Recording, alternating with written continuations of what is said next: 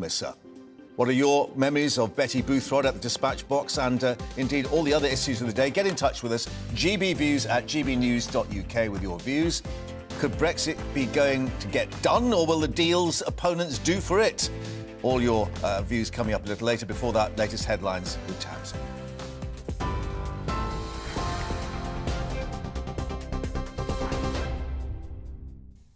Mark, thank you and good afternoon from the GB newsroom. It's 1 minute past 12. And let's just start with that breaking news that we've just been hearing in the last half an hour. The first woman Speaker of the House of Commons, Baroness Betty Boothroyd, has died at the age of 93. In a statement, current Speaker Sir Lindsay Hoyle called her an inspiring woman and an inspirational politician. He described her as one of a kind. So that news just in, that Baroness Betty Boothroyd has died at the age of 93, the first woman Speaker of the House of Commons. King Charles will meet the President of the European Commission at Windsor Castle today. Ursula von der Leyen, who'll meet Prime Minister Rishi Sunak later to discuss the Northern Ireland Protocol. So she's looking forward to opening a new chapter in relations with the UK. Downing Street has suggested the talks could lead to a deal after months of negotiations with Brussels about fixing the protocol. Former Brexit Minister Jacob Rees-Mogg told GB News Northern Ireland needs its democratic institutions restored. There are 2 points that really matter. One is the reaction of the DUP. Will this restore power sharing? Because what Northern Ireland needs most of all is its democratic institutions restored, and that will only happen if there is cross-community consent for the arrangements with the EU. And the second point is looking at the legal text. What does the detail say? Because we found in the past with the EU that it's the detail that really matters rather than the headline statements. The energy regulator has reduced the cap on the amount energy suppliers can charge customers, but bills are still expected to rise. Ofgem has announced a cap on the amount households pay on electricity and gas bills will drop by almost £1,000 from the 1st of April. However, customers are likely to pay 20% more on their annual bills as the government's additional support only partially protects them. This means the average home will likely pay £500 more a year. The Labour leader says he wants to bring the UK back to being a rock of economic stability. Sir Keir Starmer used a speech in London to set out his economic vision, saying Britain needs certainty but also change in order to achieve that goal. He said his real ambition is growth from the grassroots. A new model for economic growth, growth from the grassroots, where wealth is created everywhere, by everyone, for everyone. Raise our collective sights beyond the day-to-day, deliver the long-term solutions our country needs. So here, in this document, the mission: secure the highest sustained growth in the G7, a measurable goal.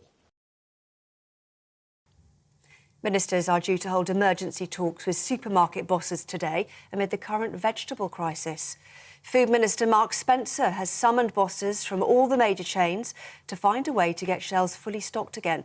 The vegetable shortage is expected to last up to 4 weeks as bad weather continues to affect the amount of fresh produce imported into the UK. Several supermarkets, including Tesco, followed by Aldi, Asda and Morrisons, have introduced customer limits on certain items, including tomatoes, peppers and cucumbers.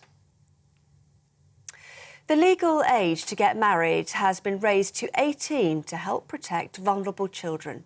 16 and 17-year-olds can no longer wed or enter a civil partnership in England or Wales from today, even with parental consent.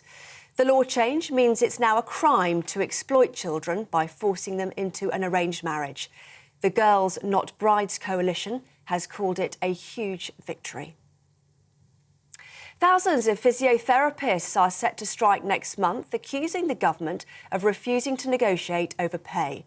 More than 4,000 members of the Chartered Society of Physiotherapy at 56 trusts in England will strike on the 22nd of March. It's describing the action as a significant escalation of the dispute. Meanwhile, the CSP says progress has been made with governments in Scotland and Wales regarding offering staff a better pay deal. Tommy Fury, the younger brother of world boxing champion Tyson Fury, has won his much-anticipated fight against American YouTuber Jake Paul. Fury won the 8-round bout on a split decision in Saudi Arabia last night. Several high-profile sports stars were there to watch, including Mike Tyson and Cristiano Ronaldo. The Northern Lights that were seen across the UK yesterday could appear again this evening. That's according to the Met Office. Members of the public captured the lights in Scotland, North Wales, Cambridgeshire and Shropshire. But there was a rare sighting in southern England as the aurora lights also reached as far as Kent and Cornwall. What a treat. This is GB News. More from me shortly. Now, though, it's back to Mark.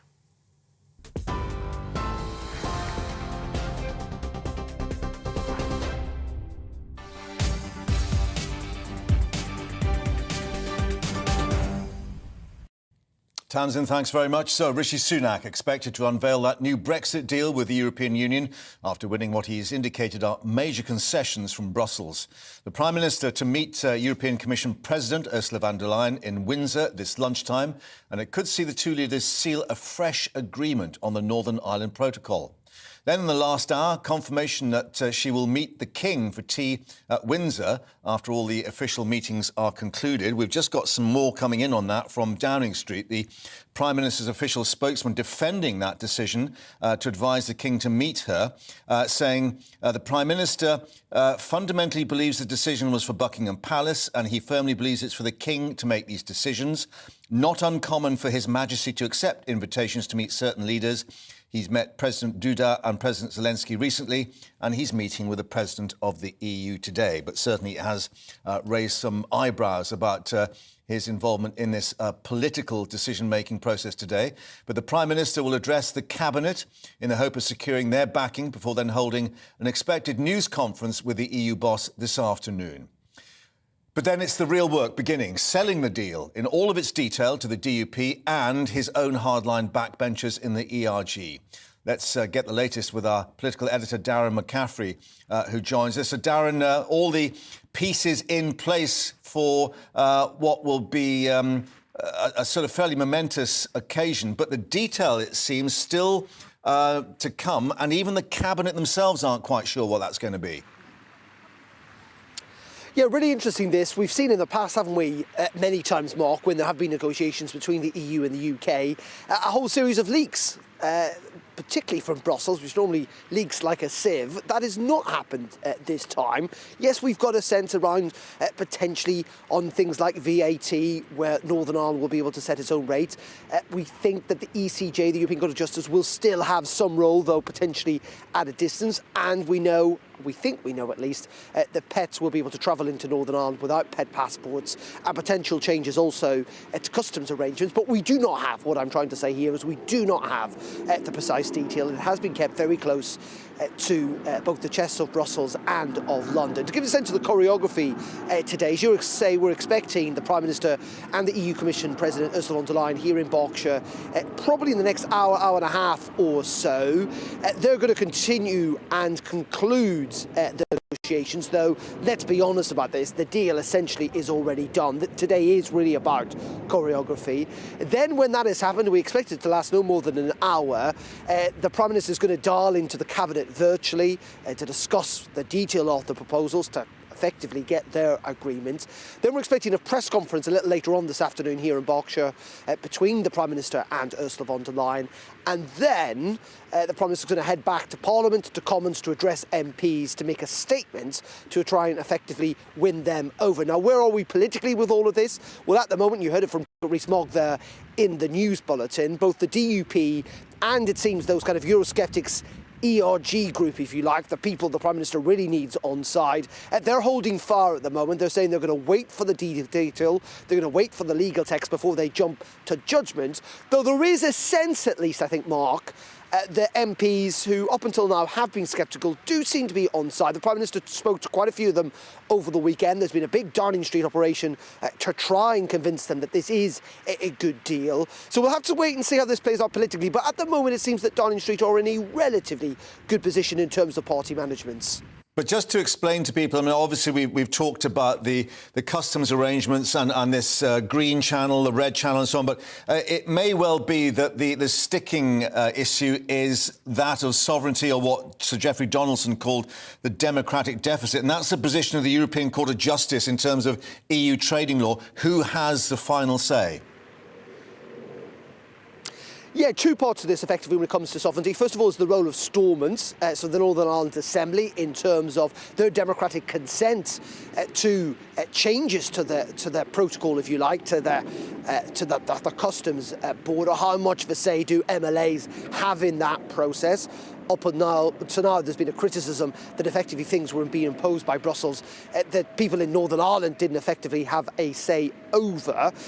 And second of all, you're right, it's about the role of the European Court of Justice. Now, it does seem that the ECJ is still going to have kind of the final say, if you like, in all of this. However, it will be very much viewed as a last resort, with an attempt to deal with any problems, first of all, fundamentally, in the court system in Belfast. So that is, I think, where we're going to land in all of this. The other thing, of course, I should have noted that you talked about a little bit earlier on is that Ursula von der Leyen is going to stay here in Berkshire this afternoon while the Prime Minister heads back for tea with the King. And we had this extraordinary statement, I think it's a pretty extraordinary statement, from Buckingham Palace, in which they made it clear that the King was going to meet with Ursula von der Leyen, who they described as a world leader, saying that the King is pleased to meet any world leader with a visiting Britain, and it is the government's advice that he should do so. Now, I don't think you have to read too much between the lines to conclude that the King is doing this because he feels he has to do it, because the government's asked him to do it, rather than any great desire on his behalf for it to happen. And, of course, perhaps a photo issued of a handshake or the meeting as well, which will have its own significance. While you're there, Darren, let's just mark the fact that Baroness Betty Boothroyd has passed away at the age of 93, the first female Speaker of the House of Commons, and Sir Lindsay Hall, the current Speaker, already paying tribute, describing her as one of a kind. Yeah, really sad news. This Betty Boothroyd, of course, Speaker of the House of Commons in the 1990s. John Major, Tony Blair, first female Speaker, the only female Speaker we've had of the House of Commons in its entire history. Someone, it must be said, who was incredibly well liked and respected across the House. There were very few MPs that you could ever find to say a bad word about Betty Boothroyd. She had a real command of the chamber, and as you say, tributes are pouring in. Her died at the age of 93. Lindsay Hoyle saying not only was Betty Boothroyd an inspiring woman, but she was also an inspirational politician and someone I was proud to call my friend. To be the first woman Speaker was truly groundbreaking, and Betty certainly broke that glass ceiling with panache. I suspect we're going to have a whole lot of tribute along those lines as the day goes on, because, you know what, she was someone, a very senior politician, someone who'd been in the Labour movement for decades, someone from a working class background who did punch through that glass ceiling, who did make history, but she did it with a sense of panache and, as I say, a likeability that is rarely found across the board in politics. And it will be a sad day, not just for her family, but I think for the entire Westminster community. Betty Boothroyd dying at the age of 93. Yeah, well said, Darren. Thank you for that. Back to you at Windsor, of course, as that choreography gets into motion, the diplomatic dance as such, and that underway this lunchtime. But as Darren was indicating, of course, we've got this added dimension of the involvement of the King. Let's stay in Windsor. Our royal reporter Cameron Walker is joining us there outside the castle, because, Cameron, interesting that Downing Street has taken the time to defend its decision to advise the King to meet Ursula von der Leyen, because, of course, it could be seen as fairly controversial, this direct involvement in what is a political process. Yes, exactly, Mark. It's been a tricky few days, really, for the King, and Buckingham Palace trying not to get dragged into any political controversy. It's very interesting that you mentioned Downing Street's statement, I suppose, or remark, saying that it was very much up to the Palace and the King whether or not to meet Ursula von der Leyen. However, I'm getting the sense from Buckingham Palace that they're very much trying to distance themselves from the idea that it was their decision, or indeed the King's decision, to meet the European Commission President this afternoon, because from the Buckingham Palace spokesperson, the statement reads, "The King is pleased to meet any world leader if they are visiting Britain, and it is on government advice, crucial word here, government advice, that he should do so. So in other words, it was Downing Street's idea that this meeting was going to happen. Now, from my understanding, the meeting is going to be a broad range. There's going to be lots of topics discussed, notably climate change and the war in Ukraine. But clearly there is a big elephant in the room here, and that is the new Northern Ireland Brexit agreement, which the Prime Minister is discussing with Ursula von der Leyen at the moment. And on Saturday, it was widely reported that there was going to be a meeting between the King and Ursula von der Leyen on that day, which was then cancelled for whatever reason. Now, the Prime Minister at that point was criticised for essentially, in people's words, dragging the King into political controversy at the time when negotiations of this new deal are very much coming to their final showdown, as it were. In fact, government sources were saying that it was being nicknamed the Windsor Agreement. In other words, kind of giving it a bit of a royal gloss over, as it were. Look, on the one hand, there's no suggestion that the King was ever going to be involved in any of the talks or negotiations to do with this deal, and it isn't uncommon, as Buckingham Palace has pointed out this morning, for the King, as head of state of the United Kingdom, to meet with a foreign world leader. However, there is a danger here that the King could be seen to very much be endorsing, if not blessing, this new deal by meeting Ursula von der Leyen this afternoon. And in Jacob Rees-Mogg's words over the weekend, if the deal itself hasn't come to any domestic political agreements with the DUP and other parliamentarians, then there is a danger of it bordering on constitutional impropriety. But as I said, this meeting this afternoon, as Buckingham Palace insists, is going to have a broad range of topics, but clearly there is that big elephant in the room with the new Brexit Northern Ireland agreement that's being settled today. Indeed. We shall obviously follow that later. But as you say, both Number 10 and Buckingham Palace indicating this is not part of the Northern Ireland Protocol talks. European Commission actually saying that in the last few minutes as well. So everyone actually jumping on that line to indicate this is not a political process. But we shall see what the pictures are from Windsor Castle a little later.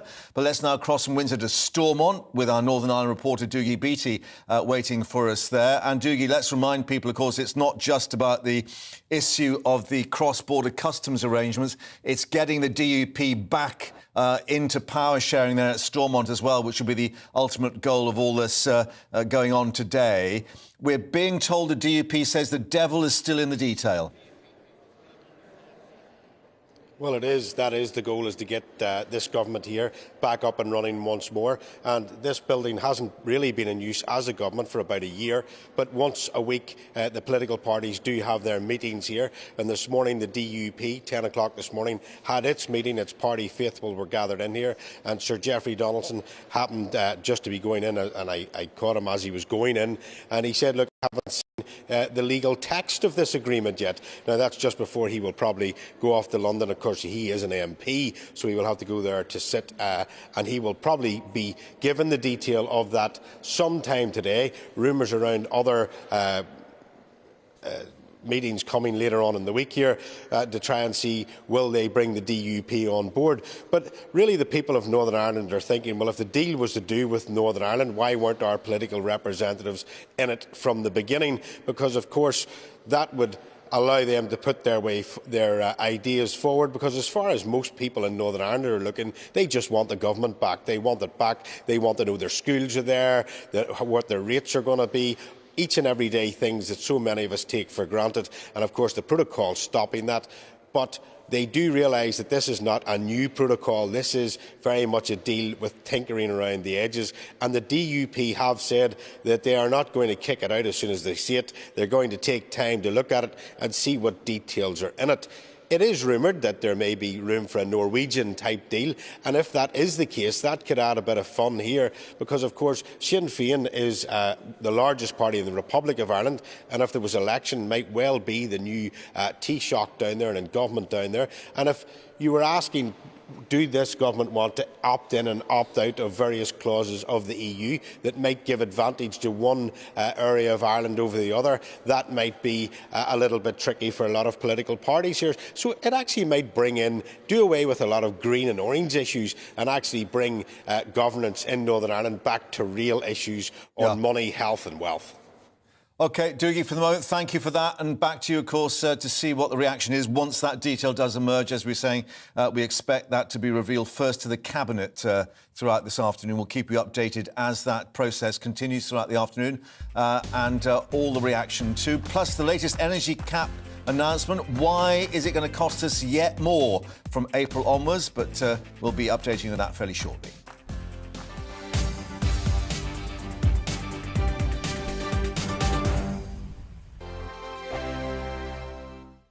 It's all about family, being in people's living rooms, all the interaction and getting to know who our viewers and listeners are. When I was young, my dad used to say, "Nana, stop arguing." I wanted an outlet that would enable me to give my opinion. People are going through a really hard time right now, and I know that you don't feel like you're being listened to by the establishment. I came to GB News because it's the People's Channel, and I want the audience to have their say on the events of the day. We're dynamic. We do something different. Democracy shows that the wisdom of the nation is in its people. I get to travel to find out what the story is from a personal perspective. The British people aren't fools. We know when we're not being told the full story. We've got to work out how Britain moves forward from this. It's the best country in the world. The establishment had their chance. Now we're here to represent your views. Britain's watching. Britain's watching. Britain's watching. We're proud to be GB News, The People's Channel. Britain's news channel. Hi, Andrew Pearce here. Join me every Friday lunchtime for a proper no-nonsense debrief of the week's events. With special guests in the studio and the GB News team on the ground, I'll be getting you up to date with news, some intelligent discussion and my own sharp take. The weekend starts here with me every Friday lunchtime on GB News, the People's Channel, Britain's news channel. I'm Andrew Doyle. Join me at 7 o'clock every Sunday night for Free Speech Nation, the show where I tackle the week's biggest stories in politics and current affairs with the help of my two comedian panellists and a variety of special guests. Free Speech Nation, Sunday nights from 7 on GB News, the People's Channel, Britain's news channel. Join me, Patrick Christie's, Monday to Friday, 3 till 6. We tackle the day's news agenda like you've never seen before. It's high tempo, high octane, the most controversial topics, and the best guests. You will not be able to take your eyes and ears off it. I'm not afraid to ask the questions that you really want answered. 3 till 6 p.m, Monday to Friday on GB News, the People's Channel, Britain's news channel.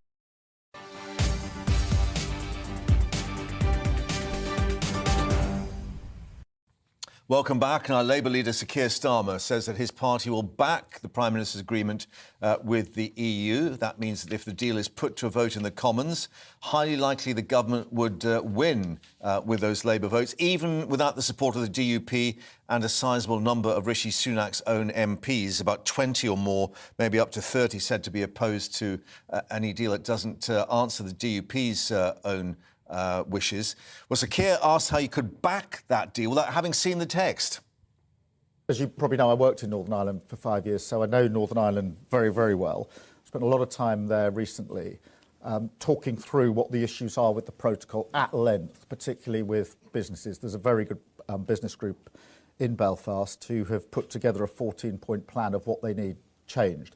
So, you know, yes, we haven't seen the deal yet, but I'm completely across what the issues are and what the practical solutions are. And I think everybody in the room probably knows what are the issues that are outstanding and what are the likely resolutions to those. And frankly, any step in those directions is going to be an improvement on what we've got, which is why I say with confidence we expect to be able to back the deal if there is one this afternoon or whenever we may see it. It's not going to be a surprise. It's not going to be out of the blue. We've been working on these problems for a very, very long time and know what some of the solutions are. Look, it is almost inevitable that the ECJ will have to play some part in this. I think the Prime Minister recognises that, the government recognises that, but we've got to make progress. I think, you know, we owe it to the people of Northern Ireland to get on and fix this. They're desperate to have this fixed. They deserve to have it fixed, and we need to fix it for the whole of the UK.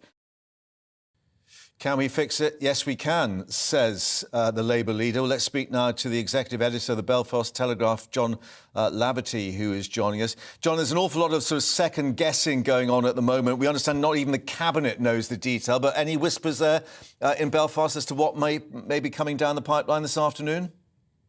Oh, yeah, very much so. I mean, Mark, the deal's been done. It's been done a few days ago. I mean, Ursula von der Leyen would not be here if she's not here to, finalise the deal. She's here to sign off on it.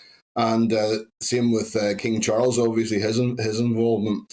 But what we know is, of course, there's going to be red lanes for goods that are going through the Republic of Ireland and a green lane for goods that are going through Northern Ireland.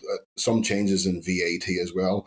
But the crucial thing, Mark, is that the involvement of the European Court of Justice is staying, maybe slightly truncated, but it's still staying, and that is the big sticking point from if you want the DUP on board.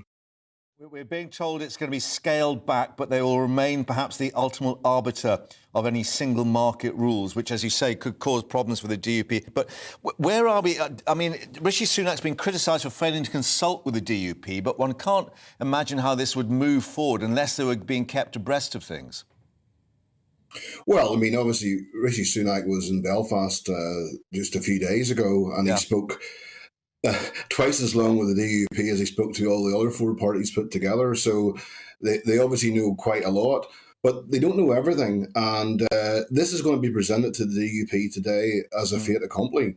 It's almost like a take it or leave it. Now, they won't like it. I mean, any involvement with the ECJ, they will not like. I'm pretty sure that they won't say anything about it today. They're going to go away and pore over it and have a look at it. But my feeling is they're going to reject this, in terms of going back to Stormont. I mean, they're not going to. They can't do anything with it. Now come the ERG. And what of the fact that we've got tea at Windsor for Ursula von der Leyen, and the King perhaps will get some kind of photograph?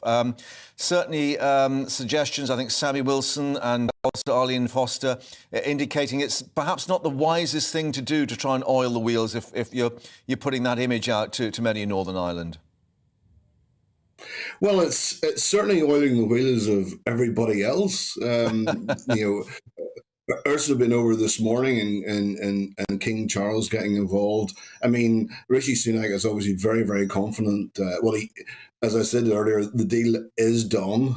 The dots are and the T's are crossed, and the ink is dry. Yeah, but it's just I can't see any way the DUP are going to agree to this and go back to Stormont on the back of it.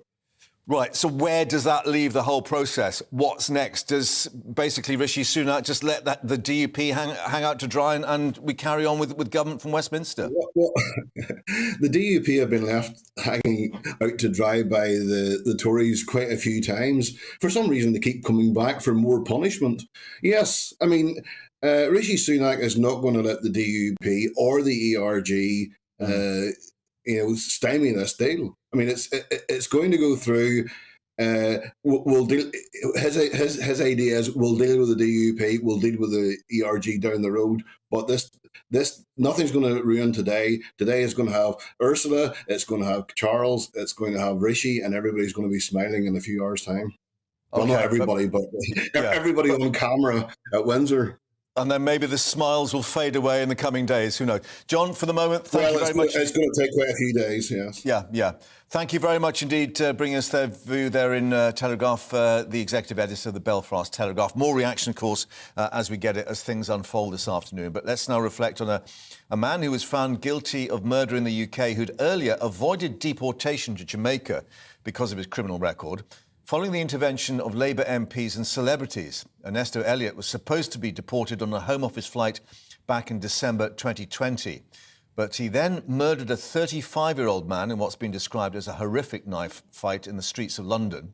Former Home Secretary Priti Patel said the case proved why it was crucial to defy what she termed do-gooders who attempt to block deportations.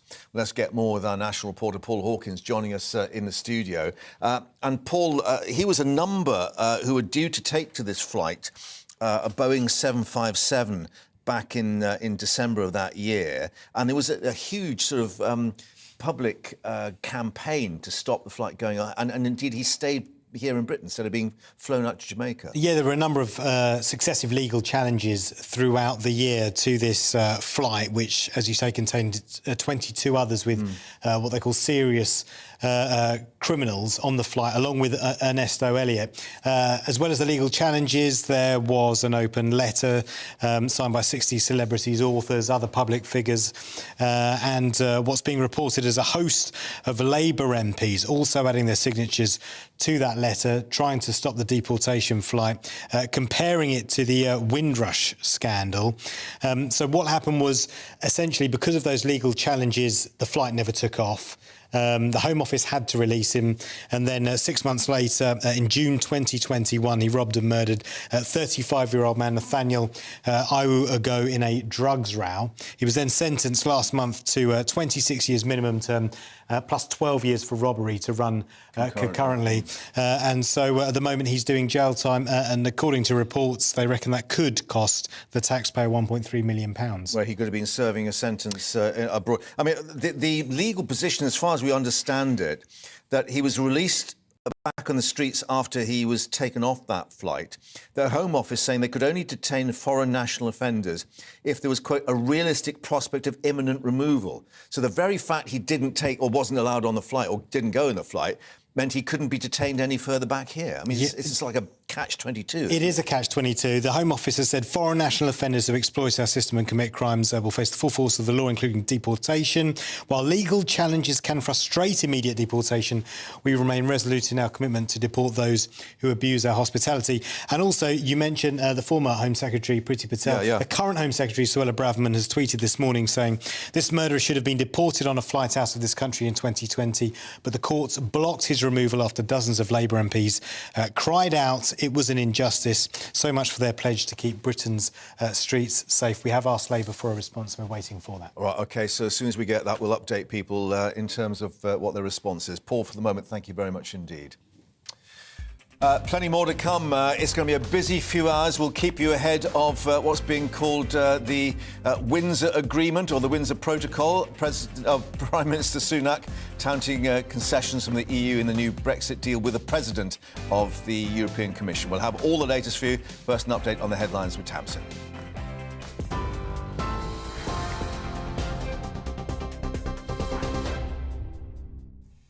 Mark, thanks very much. It's 12:33. Here are the headlines from the GB newsroom.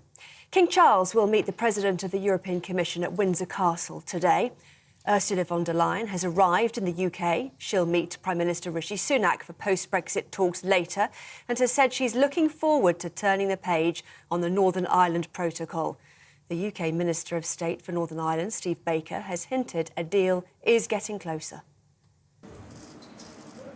I can only say this, that the Prime Minister is on the cusp of securing a really fantastic result for everyone involved.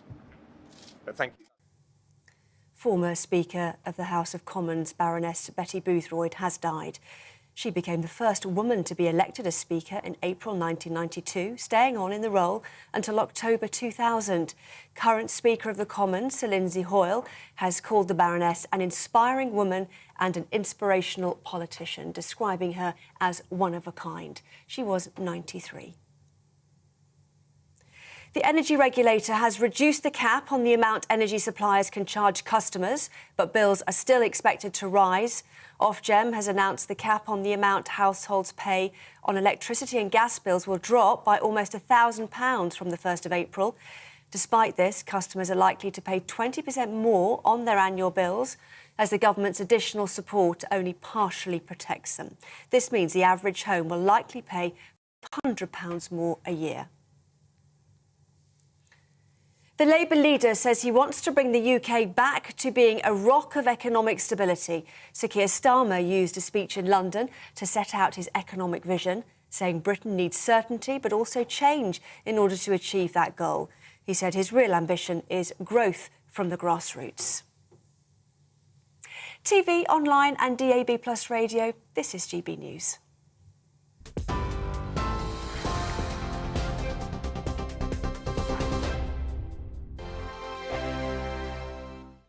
I joined GB News because I was sick and tired of not hearing my views being represented, not just mine, but so many people that I knew and spoke to. I just couldn't get my voice out there. I couldn't say anything. I couldn't do anything. Whatever the narrative was, I kind of had to follow it. GB News is there to provide a voice for those who have been ignored by the establishment media. We think different things, we've got a different style. GB News is here to be optimistic and positive about the future. It's real kind of dynamic and flowing, with the audience very much at the heart of it, like a big family. Here at GB News, we talk about the things that matter to you. Hearing the voices from right across our towns and cities, especially our towns. All sides of the argument represented with a heavy dose of opinion. We're on a mission here to make a difference. And the GB News family really is here for you, and whatever time of day you can watch or listen. Britain's watching. Britain's watching. We're proud to be GB News, The People's Channel. Britain's news channel. Hello, I'm Michelle Dewberry, and you can join me every weekday 6 till 7 on Jubes and Kerr. You're an inspiration to us all. Clip that bit up. Well, you are. That's my ringtone. My political ambitions are, those days are gone, I can tell you. She's only teasing. Go on. He's probably going to want to lay down now. I'll give him 2 minutes to have one. Let's respectfully disagree. That's what we like on Jubes and Kerr. Come and join us. GB News, The People's Channel.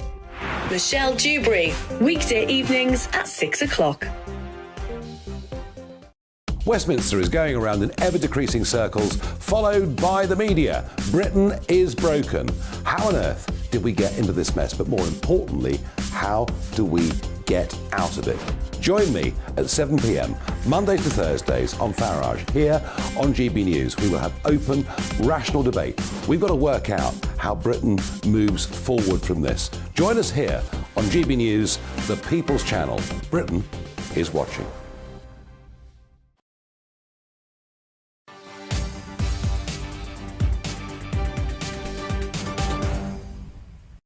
Welcome back, GB News Live. So, tea with the King at Windsor, but some are finding it a little hard to swallow. Buckingham Palace has confirmed that meeting between Charles and the European Commission President Ursula von der Leyen a little later. A spokesperson saying the King is pleased to meet any world leader if they're visiting Britain. It is the government's advice that he should do so. The head of state and president sitting down later on this afternoon with a wide range of topics expected to be discussed, including climate change, we're told, the situation in Ukraine, but of course it is the whole issue of the protocol. And just to give you a little bit of reaction, Arlene Foster, Baroness Foster, of course, presenting with us here on GB News, a former DUP leader as well, and First Minister of Northern Ireland. I cannot quite believe Number 10 would ask HM the King to become involved in the finalising of a deal as controversial as this one. It's crass and will go down very badly in Northern Ireland. Well, let's speak now with royal commentator, former BBC royal correspondent Michael Cole. Michael, thank you for joining us. And of course, we do reflect that the Queen got involved in the whole issue of Brexit, much to her disappointment. King Charles was criticised in the past for all those spidery letters to the Blair government and so on. And yet it seems that Buckingham Palace has acquiesced this time to the, as we understand it, request from Number 10 that he meets the European president. The King, at all times, acts upon the advice of the Prime Minister of the day, as you don't need me, Mark, to tell you. The King is monarch, but Parliament is sovereign. He reigns, but he doesn't rule. I do not think there is anything improper about this meeting. I don't think it's constitutionally dangerous. But I would have suggested, had I been there in the councils of Buckingham Palace, that the meeting would be better after that had been signed off, this deal, if there is a deal, by Brussels and by Westminster. Much better after the event. But I don't think that it is, as I say, improper. We hear that there is a wide range of subjects to be talked about over tea at Windsor Castle. I hope among them is the fact that Ursula von der Leyen ought to be very well disposed towards this country because, to a certain extent, we actually saved her life when she was a student from a very rich family in Germany who were under threat from the Baader-Meinhof gang and the Red Army faction in the 1980s. She lived here under a false identity, protected by the Metropolitan Police. Maybe that will come up in conversation because she ought to be, if anybody is, an Anglophile. I don't believe there's anything improper about it. And the King is a head of state. And to all intents and purposes, as president of the Commission, Ursula is the head of state of the European Union. Yeah. Just to return to the various comments that have been made, I mean, Arlene Foster did use the word crass. So maybe it's the timing, as you say, so close to the political discussions that she's having with the Prime Minister that may cause a few raised eyebrows, should we say? I have the greatest respect for Eileen Foster. In fact, I met her about 10 yards from where you're sitting now in your very studios. I've got a great respect for her. Nobody has suffered more than she has, having her father shot down in front of her eyes. He was a policeman when she was a young girl. So I listen to everything she says. But as the Telegraph, the Belfast Telegraph, has always tried to be reasonably even-handed. And when I heard I think it was the executive editor saying a lot of people want this to happen and a few people don't, I'm actually impressed by that because when I was working in Northern Ireland, and there were many days, the Telegraph always tried to strike a mean that was sensible and positive. I think you maybe, as an old hand of Belfast, you'd agree with me. Yeah, indeed. So, honest broker, I think perhaps is maybe a phrase that we could use. But just sort of looking forward, do you detect perhaps a more collegiate view of Europe going forward? Because, you know, we are being told that one of the discussions that she will have with the King is on Ukraine. And clearly, Europe is rethinking the whole nature now of its relationship with Moscow and with China as well. Despite the continental drift, I haven't noticed that we've moved further away from Europe. We are a part of Europe. Sometimes Europe is cut off from us, but we're never cut off from Europe. And I think there will be these issues. We are bound up in the history of Europe, although we've had an empire to take care of in the meantime. And there will be issues. We can't get away from that. And I think there's nothing to be lost by having good relations. This is what the world is built upon. Yeah. And if King Charles, over the cucumber sandwiches, if he can find a cucumber this afternoon, can smooth the path, prepare the ground, roll the pitch, whatever you want to use, term you want to use, I think that's a good thing. Well, who knows, Michael? Maybe Ursula von der Leyen's managed to bring a cucumber across on the Eurostar. We shall find out. But that's a good point. Thank you very much indeed for joining us once more. We'll see what emerges in the next coming hours. As we've just been discussing, Ursula von der Leyen arrived in the country earlier on Eurostar, tweeting that she was looking forward to turning a page and opening a new chapter. I can't see a cucumber in that shot unless it's actually secreted in a raincoat somewhere. Anyway, due to in Windsor for final discussions this afternoon with Rishi Sunak. But let's head back to Brussels now and speak with journalist Jack Parrock, who is there. And Jack, we assume that Brussels think this is already a done deal, even though the DUP is saying, you know, the devil will be in the detail. Yeah, Mark, to be honest with you, the feeling here in Brussels is that this is the deal that's on the table and it has to fly now. I've been speaking to a number of diplomats from the different countries in the institutions of the European Union, and the sense now is that this is the deal. Bearing in mind, actually, that the national governments haven't really seen the details of this deal. It is all still within the negotiating mandate of the European Commission.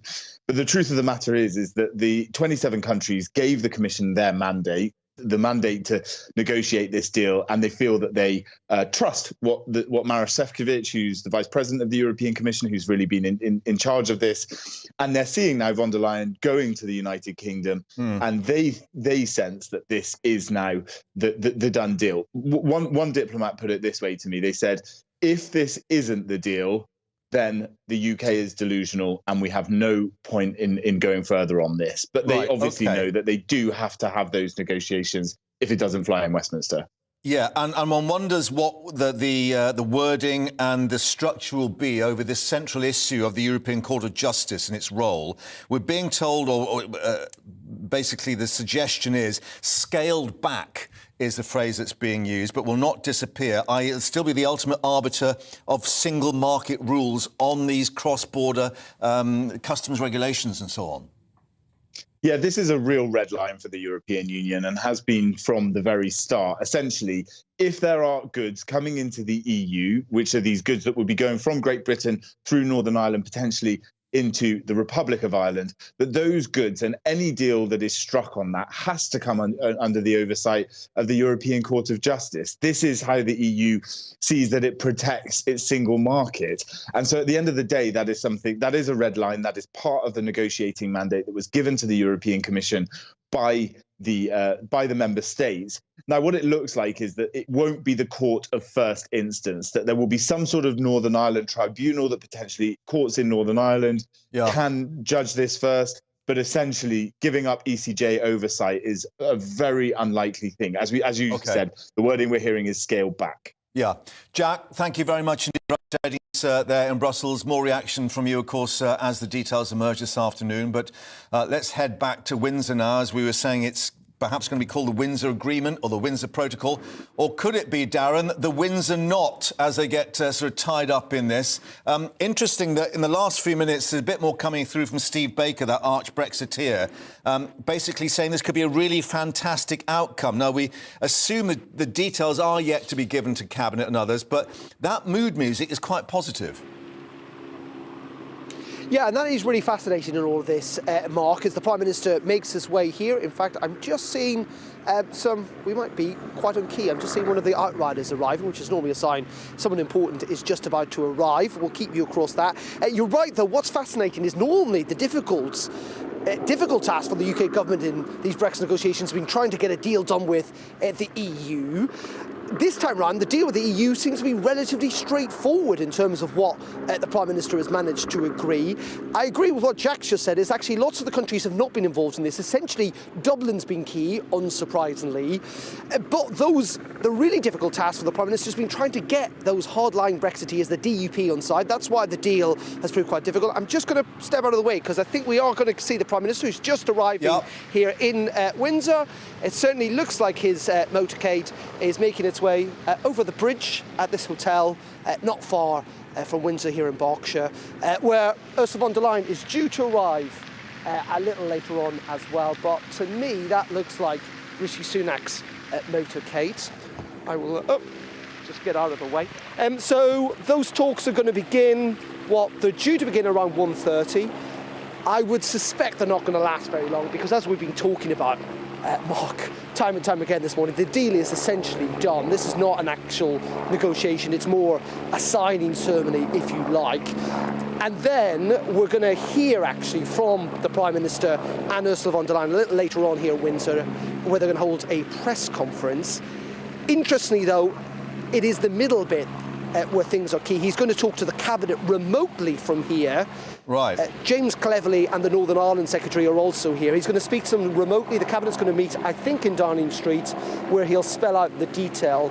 And then he's going to return to the Commons to convince those MPs in a statement that this is a good deal. So, all in all, it is a day politically important, not in the sense of getting the EU on side, but actually in getting Conservative MPs on side. So it's, this is all about choreography today, is what I'm trying to say in the end, Mark, because the big task now for the Prime Minister is not to get to the final detail with the EU, that's all done. It is to try and convince primarily MPs in his own party, but also the DUP, that this is a good deal, and it's a deal, as Steve Baker is suggesting, will fly. And on that mood music you were talking about, so far, it seems pretty good. And we've yet to learn whether there will be a vote in the Commons, but interesting that the Prime Minister had that, what appeared to be a red folder under his arm, whether that's actually some kind of document that will physically be signed there at Windsor. But quite a few people are asking us, why a hotel at Windsor and not number 10 or Chequers?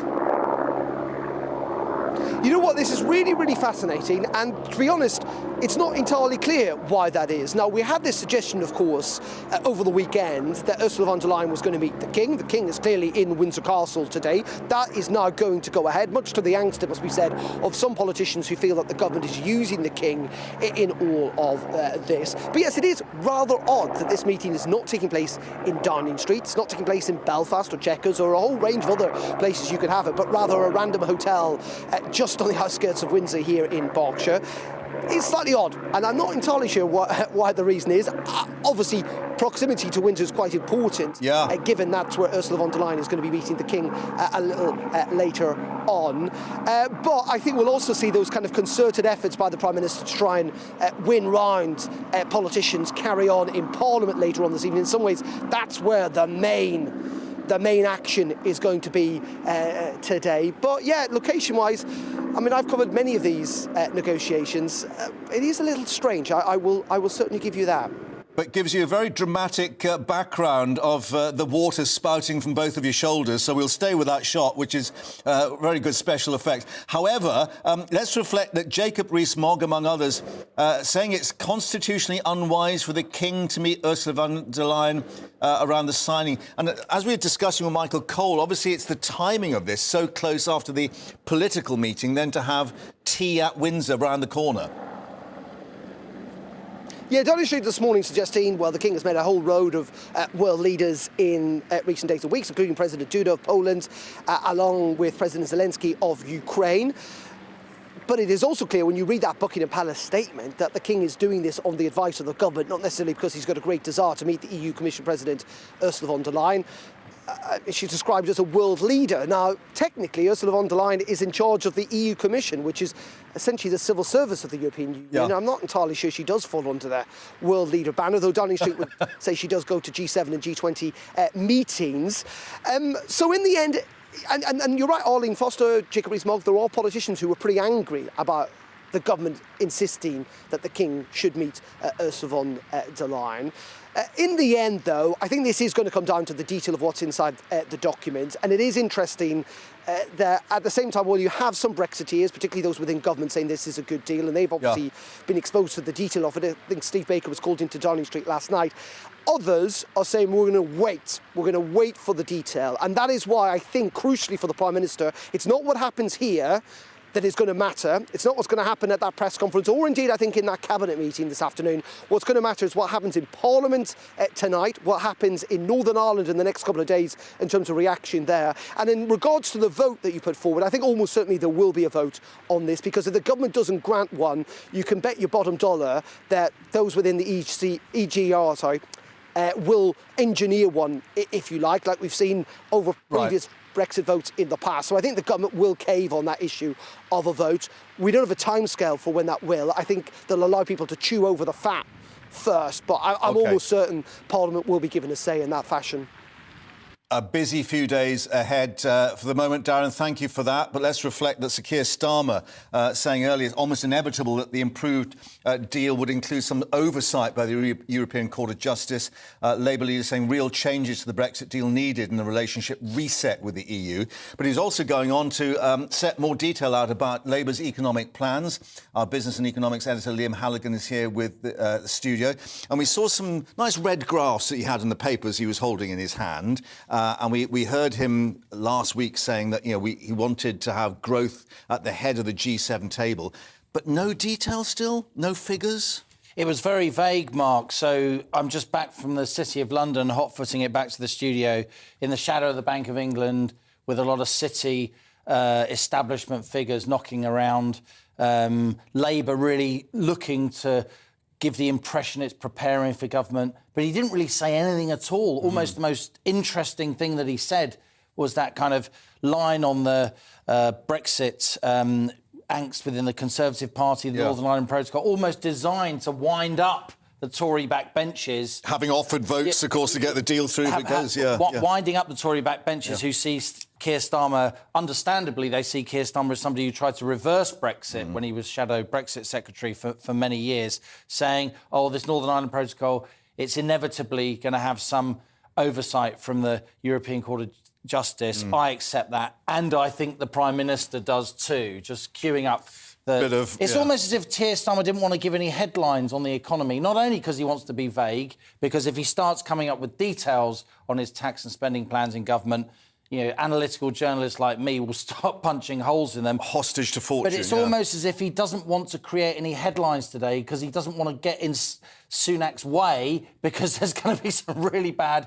headlines when people, like Arlene Foster, like the current leadership of the DUP at Westminster, like Marc Francois of the European Research Group, like John Redwood, Ian Duncan-Smith, a former Tory leader, jumping the gun this morning in an interview in a piece with The Telegraph, saying that basically it's not on to bounce Parliament. It really is odd that we're being told this deal is so wonderful, but nobody actually knows what's in the deal. Although it's interesting that Steve Baker... Yeah, well, I know Steve Baker very well. I've known him for many, many years, and he was what we call a Spartan. He was one of those, like Suella Braverman, who I interviewed last week, he was one of those 28 Tory Brexiteers who voted against every single deal right down in the line, Parliament under Theresa May, and arguably made Brexit happen. Without them, there would have been some much, much softer Brexit that went through Parliament. But in recent months, I know from talking to Steve Baker, I'm not being dishonest here, and he won't mind me for saying this,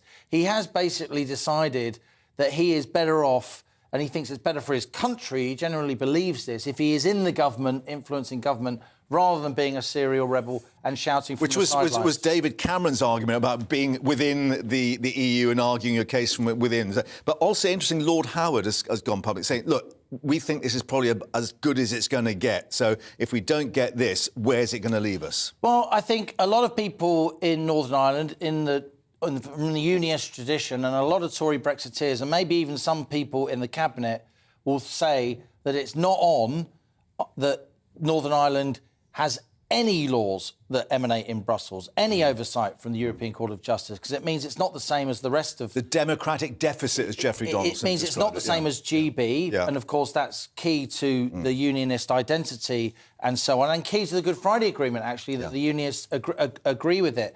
But I think people like Rishi Sunak, people like Lord Howard are thinking, look, the public is sick and tired of this endless psychodrama about Brexit. Just solve the thing, just get it done. But if we do this deal as it currently seems to be, mark my words, it won't be the end of the story. Yeah, and of course they need the DUP back at Stormont to get power sharing underway. Liam, for the moment, thank you for that. Well, let's just update you that we have now got Rishi Sunak at that hotel in Windsor.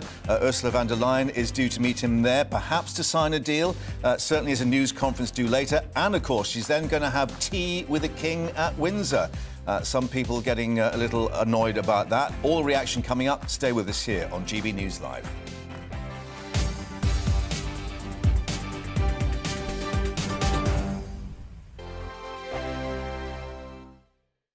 First and foremost, I am a GB News fan, and I was before I was working here. Just love the fact that we're asking the questions that a lot of establishment media won't ask. With a bit of a twist, we not only want to inform you, but we want to keep you entertained. It's worth the drive because you get in and the team's all ready and waiting, they're itching to go, and it's a proper little family. GB News is the people's channel. It's the audience that makes the programme sing. We're giving our viewers and our listeners a voice. I see the thousands of your letters, tweets, emails, you name it, coming in. Britain is broken.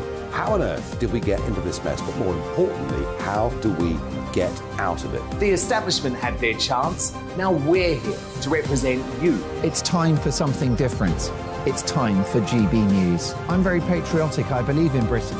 Our best days lie ahead. Britain's watching. Britain's watching. Join us here on GB News. The people's channel. Britain's news channel. Monday to Thursday, 9 p.m. till 11 p.m. Join me, Dan Wood. It's 1 o'clock. Next few hours, the Prime Minister has arrived to meet the European done, but can he sell it to Tory backbenchers and the DUP? She'll be meeting the King. The devil be in the detail. Former Cabinet Minister Jacob Rees-Mogg told GB News he expects a major Tory revolt if the DUP don't back the deal signed this afternoon. And from that to the fruit and veg in short supply, though Europe's doing quite well, it seems. Supermarkets across the UK saying is it time to stop turning our noses up at wonky veg? Any veg might do at the moment. And as Ofgem announces its cap on the amount energy suppliers are able to charge customers, dropped by £1,000 from the 1st of April, we'll have reaction from a fuel poverty campaign, and it seems our bills will still be going up. Why? We'll be asking that question. Get in touch with all your views on the events of the day, gbviews at gbnews.uk. Before that, latest headlines with Tamsin.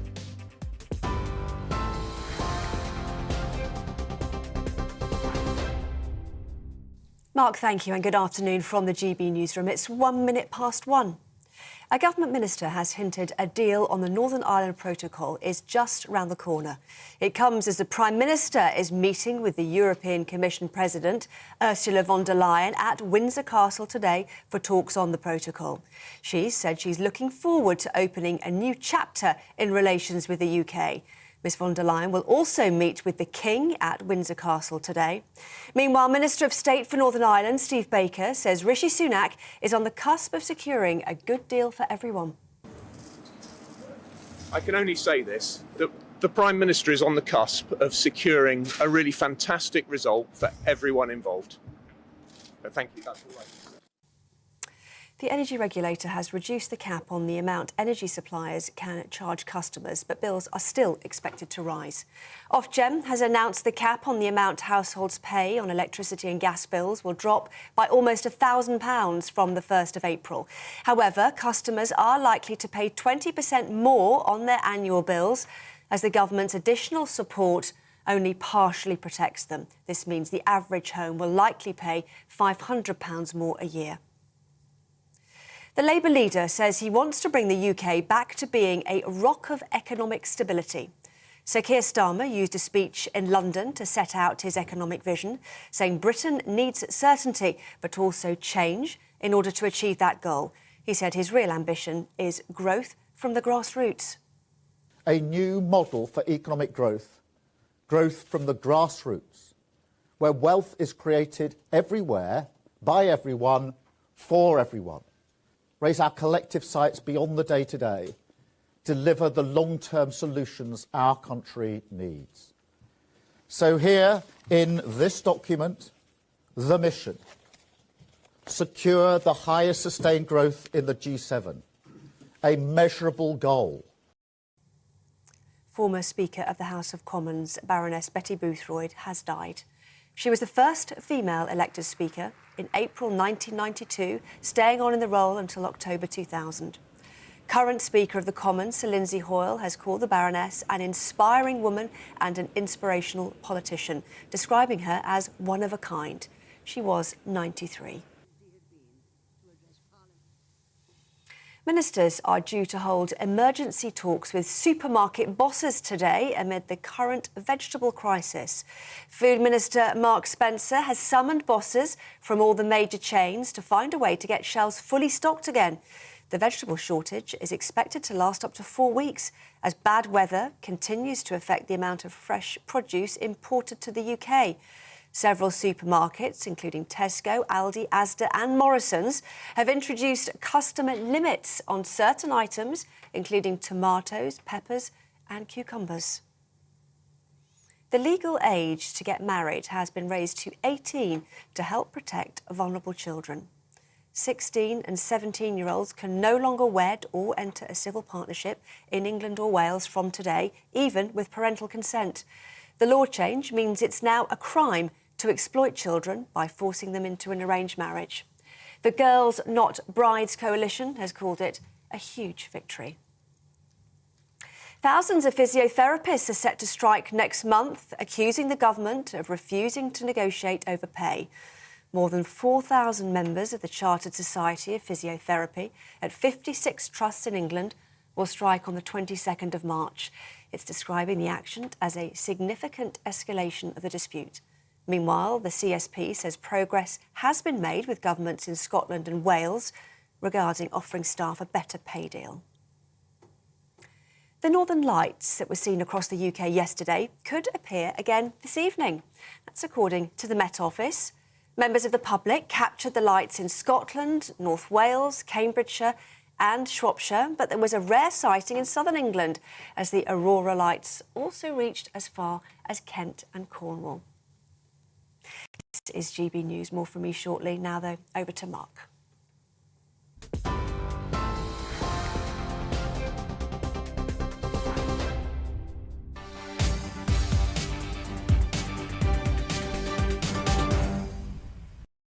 Tamsin, thank you very much. So it could be a historic day. The UK and EU believed to be on the verge of that deal on the post-Brexit trade arrangements for Northern Ireland, the so-called protocol. The Prime Minister has arrived in Windsor, at the Fairmont Hotel in Windsor Park, where he will meet European Commission President Ursula von der Leyen to seal a deal, we expect.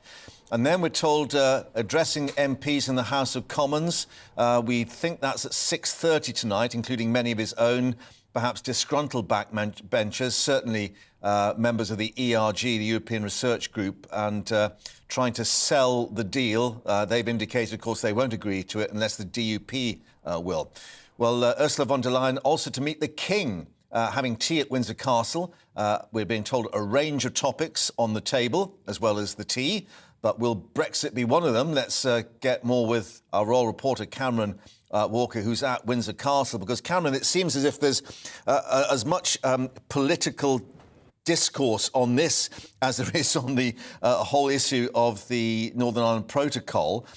We've got Jacob Rees-Mogg saying it was wrong to involve Charles in an immediate political controversy. Arlene Foster saying that the meeting was crass and will go down very badly. Buckingham Palace taking the time to say, well, this was actually requested by Downing Street, effectively. Oh, absolutely, Mark. Yes, it's very much been a tricky few days for the King, trying not to get dragged into any political controversy. Now, Downing Street sources and spokespersons seem to be pushing this idea that it was the palace decision to meet Ursula von der Leyen at Windsor Castle here today. But according to the spokesperson from Buckingham Palace, they are saying that it was very much on a government decision and it was acting on government advice that this meeting was arranged. So this is what the palace spokesperson said. They said that the King is pleased to meet any world leader if they are visiting Britain, and it is on government advice that he should do so. In other words, it was Downing Street's idea. It was nothing to do with the King. He was just acting on government advice. Now, from my understanding, this meeting with the European Commission President this afternoon with the King is going to be discussing a broad range of issues, including climate change and the war in Ukraine. But clearly, Mark, there is a big here, and that is the new Northern Ireland Brexit deal, which, as you just mentioned, the Prime Minister and Ursula von der Leyen are going to be discussing today, very close to Windsor Castle, in a hotel in the Great Park here. Now, on Saturday, it was widely reported that a meeting between the King and Ursula von der Leyen was shelved. It was cancelled for operational reasons. And at that time, the Prime Minister was criticised for effectively dragging the King into politics, bearing in mind he's not even been crowned in Westminster Abbey yet. And at the time when negotiations with this new deal were very much in the final showdown, as it were. In fact, it's been suggested by government sources that the new deal was going to be nicknamed the Windsor Agreement. In other words, putting a royal spin, a royal gloss on this new deal. Now, on the one hand, there is no suggestion that the King was ever going to be involved in political talks. Clearly, he can't as a constitutional monarch and as head of state. He has to remain politically neutral. And it's not uncommon, as Buckingham Palace has been insisting this morning, for the King, as head of state, to meet a foreign leader when they are on British soil. However, and it is a big however, there is a danger that the King could be seen, as we have seen from high-profile politicians today, being seen to endorse or at least give his blessing to this new deal before there has been any kind of domestic political agreement with the DUP and other parliamentarians, as the Prime Minister is going to be addressing Parliament tonight, as we understand it. Buckingham Palace, as I said, says it's all about a broad range of topics they're going to be discussing today at Windsor Castle. Downing Street saying it was Buckingham Palace's idea. Buckingham Palace essentially seems to be saying that it was Downing Street's idea and they were only acting on government advice. I suspect it's probably a mixture of the two, Mark. Yeah, indeed, as you say, a bit of a hot potato. The latest official missive from Downing Street, it's fundamentally a decision for the King. However, you were mentioning about the sort of how it looks, and I guess that will be one of the important things if there is a photo that is released of perhaps the two of them shaking hands or in some kind of accord. That sends an image to the rest of the world, doesn't it? It certainly does, Mark. It is very customary for meetings such as this to have official photographs or videos taken in the first few minutes of the meeting. Then, of course, it all happens behind closed doors. But the King and the monarchy has this power of soft diplomacy. It's essentially one of the government's, I suppose, trump cards, as it were, trying to butter up opposition or foreign leaders to perhaps be more friendly with the United Kingdom as a whole, with the King as head of state. Buckingham Palace sources earlier on today were very much saying that, as we know, the King has met Ursula von der Leyen on a number of occasions, and today's meeting is very much seen as building on that strong relationship they already have, discussing a broad range of topics. But clearly, Mark, the timing is very significant because it is very much the final showdown of this new Northern Ireland's Brexit agreement. Indeed, Cameron, thank you for that. Well, actually, on that issue, let's get back to Darren, who's outside the Fairmont Hotel there in Windsor Park. And Darren, just in terms of this timing, of course, this perhaps is a little difficult for the King and maybe number 10 as well. But just to take us through what we're expecting now, we've got the Prime Minister there. Ursula von der Leyen, we understand, is probably going to be there fairly soon. Will there be an official signing of a document, do we believe, in that hotel behind you? I don't think so, no, Mark. You're right in saying that Ursula von der Leyen is due here relatively soon. I think in many ways, you know, this is actually the tweaking, let's be honest about this. OK, that was a bit of an editorial jump by me. Let's not say tweaking, but it's changes. Depending on where you come from, about how significant the changes are, we're going to have to wait. But there are changes to essentially the protocol that's already in place. This isn't a new kind of like massive change in terms of like an actual big new kind of trading relationship between the UK and the EU. This is fixing some of the problems recognised by both sides with the current protocol in place. So I don't think we're going to see that. We're going to see Ursula von der Leyen, though, as you say, arrive, I would have thought, relatively soon. Now, in theory, they're meant to go into final intensive negotiations for an hour or so, beginning at around 1:30, so what, about 20 minutes time. In reality, though, this is effectively just sealing that deal. Then Rishi Sunak's going to dial into the cabinet so that they get the first proper sight of what has been agreed. Now, James Cleverly, the Foreign Secretary, arrived a little while before the Prime Minister, and we believe that Chris Heaton-Harris, the Northern Ireland Secretary, is here as well. But the rest of the Cabinet will dial in remotely. And then we're going to hear from the Prime Minister and from Ursula von der Leyen in a press conference in Windsor a little later on today as well. And then the main action really moves to Parliament and to a statement in which the Prime Minister is going to address MPs. And it will be that moment that is key for the future of this deal, because in the end, while it's all signed, sealed and delivered effectively with the European Union, the Prime Minister does need his backbenchers, most notably the ERG, those Eurosceptic MPs on board, and frankly, to a large degree, the DUP as well. And the mood music around that at the moment, Mark, is pretty positive. We heard from Steve Baker. Now, he is a government minister, but he's, of course, a Eurosceptic. He's someone who was in charge of the ERG during the May years. And he says that the Prime Minister is on the cusp of securing a really fantastic result for everyone involved. So, as I say, at the moment, the official approach is to stand back, wait for the detail. But the mood music around this does seem quite good, which is, frankly, good news for the Prime Minister. Yeah, and may surprise quite a few people as well. So we've got the 6:30 announcement, we think, to the Commons. Are we any clearer on what happens about a vote? Because, I mean, looking back to Prime Minister's questions on Wednesday, the phrase that I wrote down at the time is, of course, the House will have a view on it in answer to Sir Keir Starmer's question about the vote, because clearly Labour have offered their votes to get this through if the ERG don't come on side, and that is perilous for the Prime Minister. How do we see it going forward in terms of Westminster? Yeah, really fascinating that Labour are willing to vote with the government on this. Keir Starmer was asked why he was doing that at a press conference this morning, and the Labour leader, even though he has not seen sight of the deal, that was the question, so how can you agree to something? How can you agree to vote for something when you don't actually know what it is? He says that none of this is going to come as a surprise, that it will be an improvement on the current protocol deal. So yes, no matter what happens, almost certainly, if the government wants to ram this through, it will go through. However, I suspect there will be a vote in Parliament. How big will that rebellion be? Will MPs vote against it? Current thought process, it could be up to 20. That means the government will not have to rely on Labour votes. But of course, it does depend on the detail and indeed the reaction to it. When it's going to happen, we don't know yet. And I think the government are willing to give MPs a little bit of time to digest the detail before there will be a vote. And the reason I think there will be a vote is because if there wasn't one, backbenchers will try and engineer one anyway, which would just cause enormous problems for the government. Just one final thought, though, on this as well, Mark, and that is on the Northern Ireland parties in all of this, because there has been an awful lot of focus on whether the DUP will agree to this or not, and of course whether Stormont will be restored if this deal is a good deal.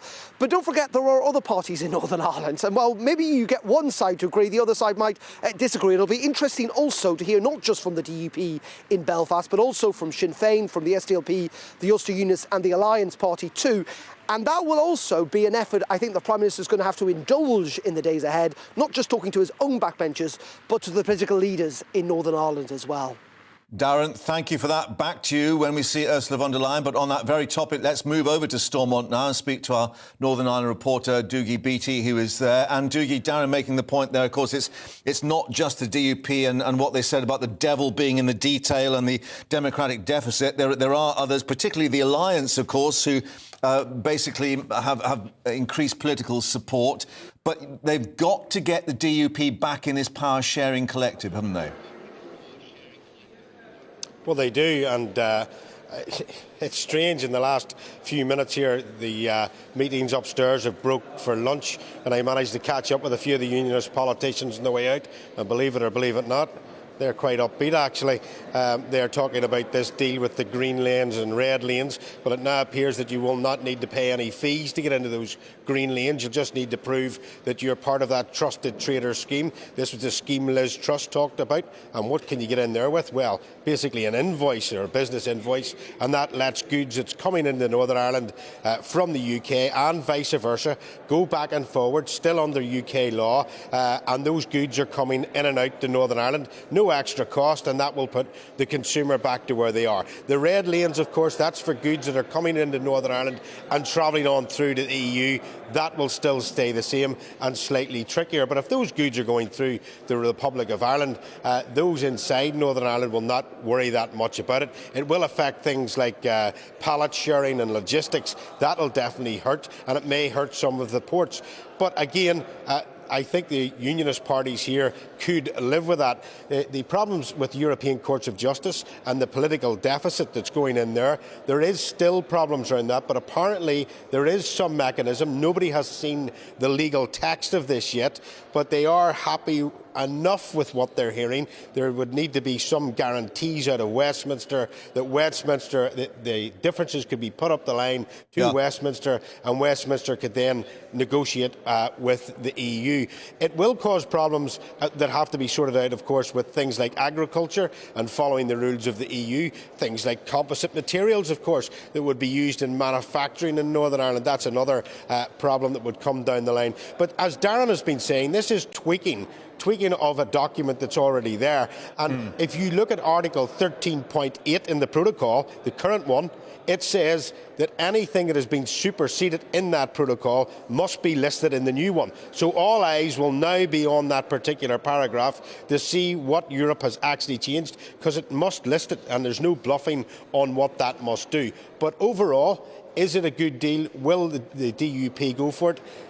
It's amazing they haven't shut it down, which is always a good way to look at it. And I think that things might be starting to move forward, although Darren did talk about how this would affect other parties in here. And of course, Sinn Féin are the largest party in the Republic of Ireland, could well be the new Taoiseach.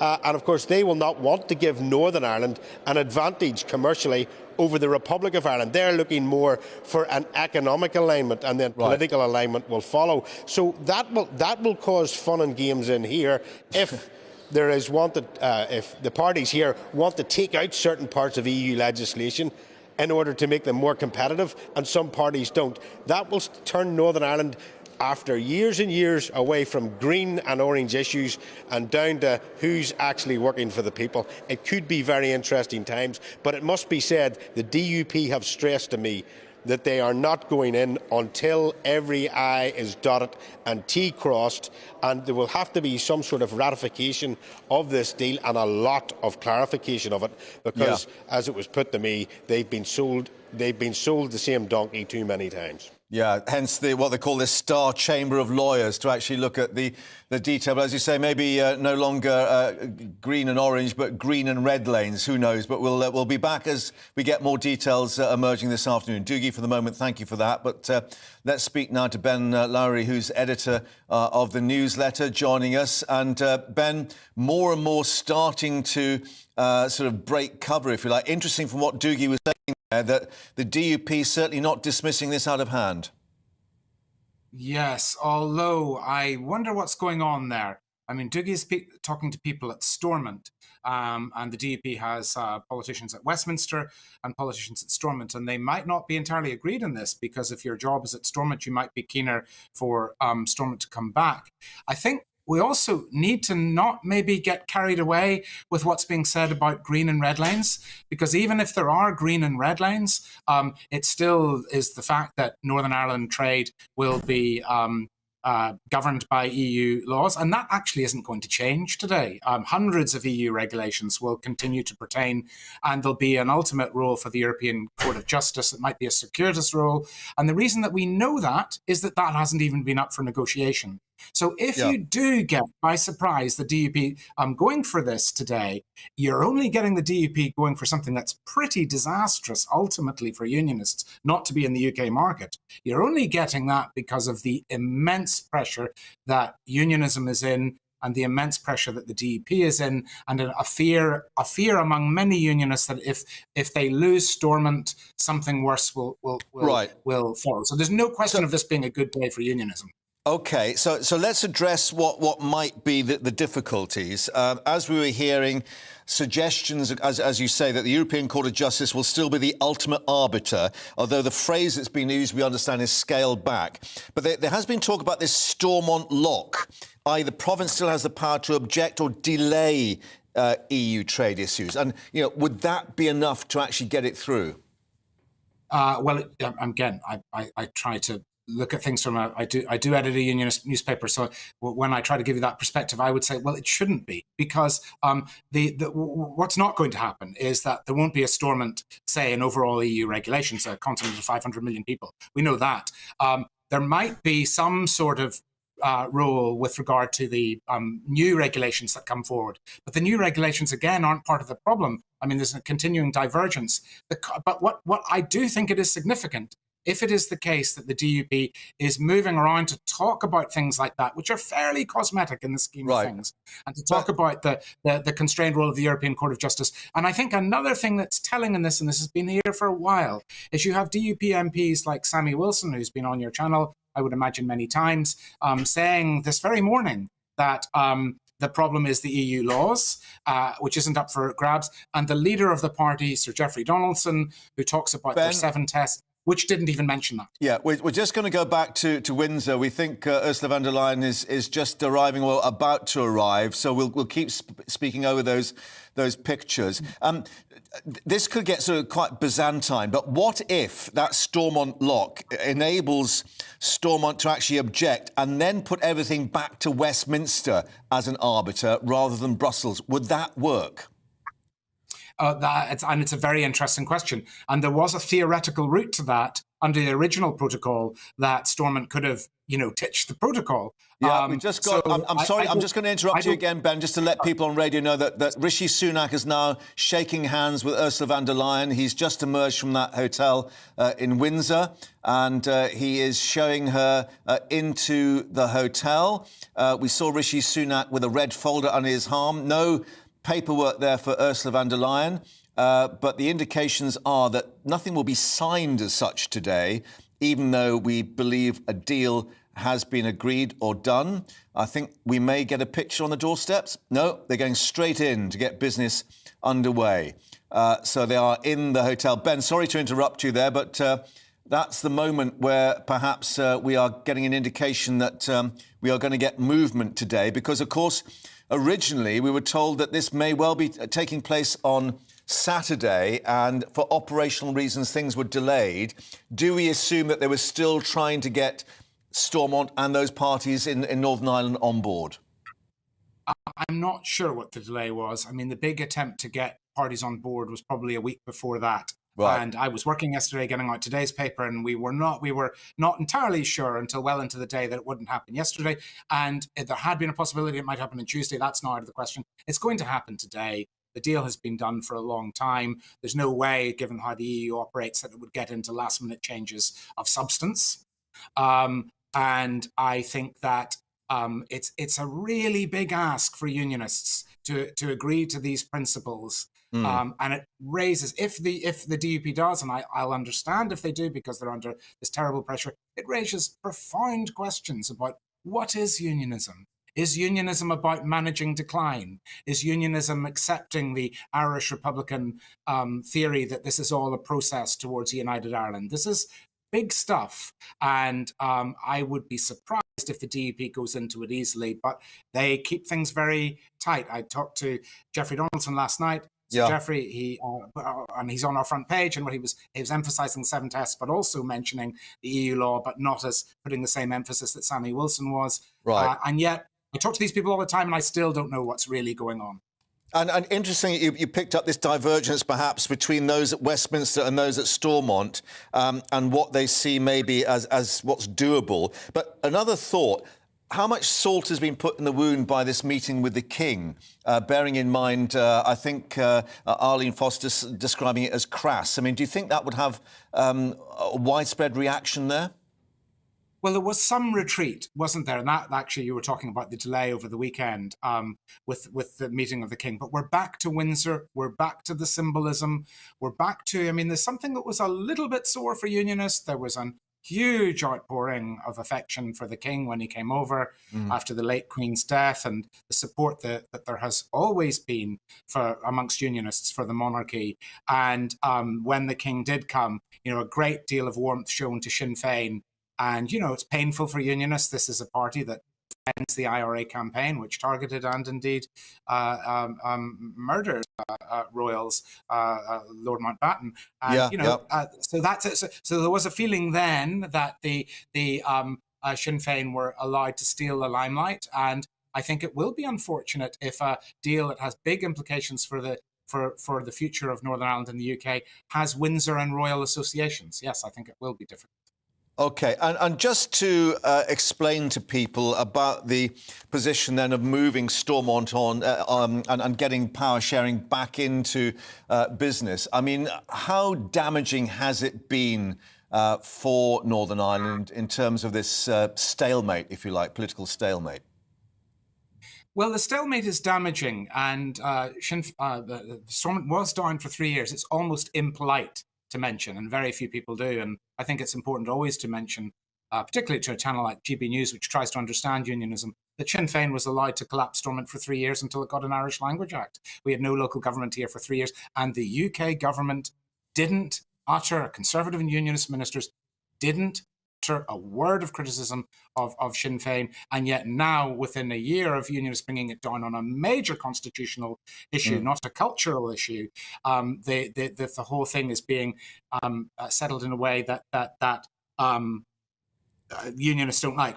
So that's the negative way of looking at it, and to talk about the problems. The positive way of looking at it is this.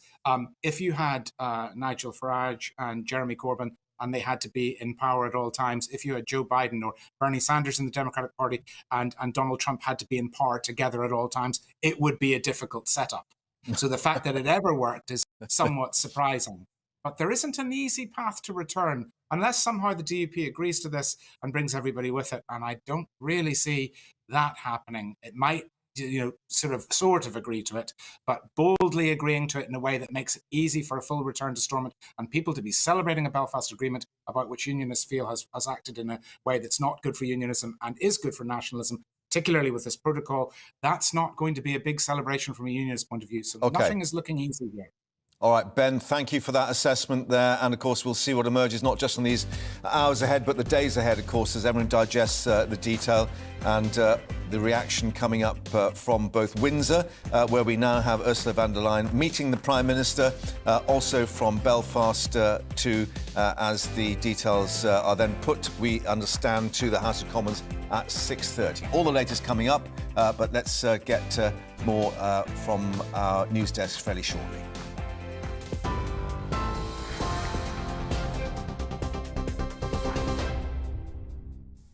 Mark, thank you. Good afternoon from the GB newsroom. It's 1:31. Here are the headlines. The Prime Minister and EU Commission President have arrived at Windsor Park for talks on the Northern Ireland Protocol. Ms von der Leyen said earlier she's looking forward to opening a new chapter in relations with the UK. She will also meet with the King at Windsor Castle later on. Meanwhile, Minister of State for Northern Ireland, Steve Baker, says the Prime Minister is close to securing a good deal for everyone. I can only say this, that the Prime Minister is on the cusp of securing a really fantastic result for everyone involved. So thank you, that's all right. The energy regulator has reduced the cap on the amount energy suppliers can charge customers, but bills are still expected to rise. Ofgem has announced the cap on the amount households pay on electricity and gas bills will drop by almost £1,000 from the 1st of April. Despite this, customers are likely to pay 20% more on their annual bills, as the government's additional support only partially protects them. This means the average home will likely pay £500 more a year. The Labour leader says he wants to bring the UK back to being a rock of economic stability. Sir Keir Starmer used a speech in London to set out his economic vision, saying Britain needs certainty but also change in order to achieve that goal. He said his real ambition is growth from the grassroots. Flags are flying at half-mast in Westminster following the death of former House of Commons Speaker Baroness Betty Boothroyd. She became the first woman to be elected as Speaker in April 1992, staying on in the role until October 2000. Current Speaker Sir Lindsay Hoyle announced she had died, calling her an inspiring woman and an inspirational politician, describing her as one of a kind. The Baroness was 93. TV, online and DAB+ radio. This is GB News.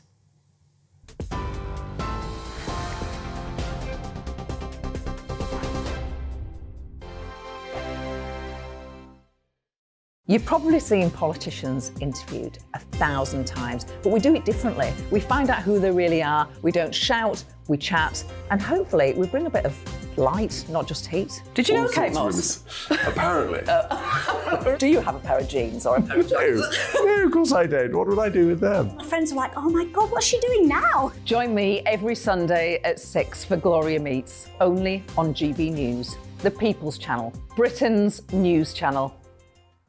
I'm Jacob Rees-Mogg, the Member of Parliament for North East Somerset and a former government minister. For years, I've walked the corridors of power in both Westminster and the City of London. I campaigned in the largest democratic vote in our island's story. I know this country has so much to be proud of. We need to have the arguments, the discussions on how we make it better. The wisdom of the nation is in its people. Vox Populi, Vox Dei.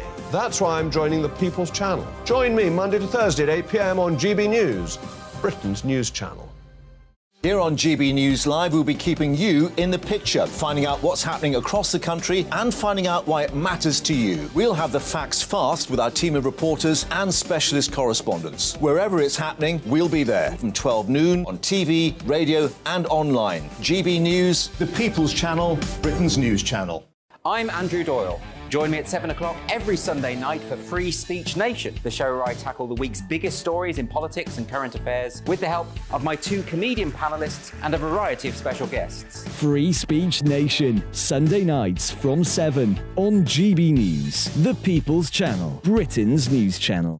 I'm Michael Portillo. Join me on GB News on a Sunday morning for topical discussion, debate, arts and culture, and sometimes even ethical dilemmas. I don't always agree with you, Michael.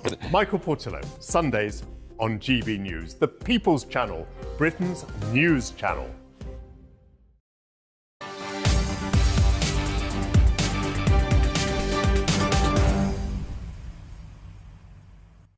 And welcome back. We'll keep you updated, of course, on events in Windsor, the Windsor Agreement, if the agreement is going to happen, of course. But let's talk about football now, because a huge weekend. Manchester United winning their first major trophy for some time with that 2-0 victory over Newcastle in the League Cup final at Wembley.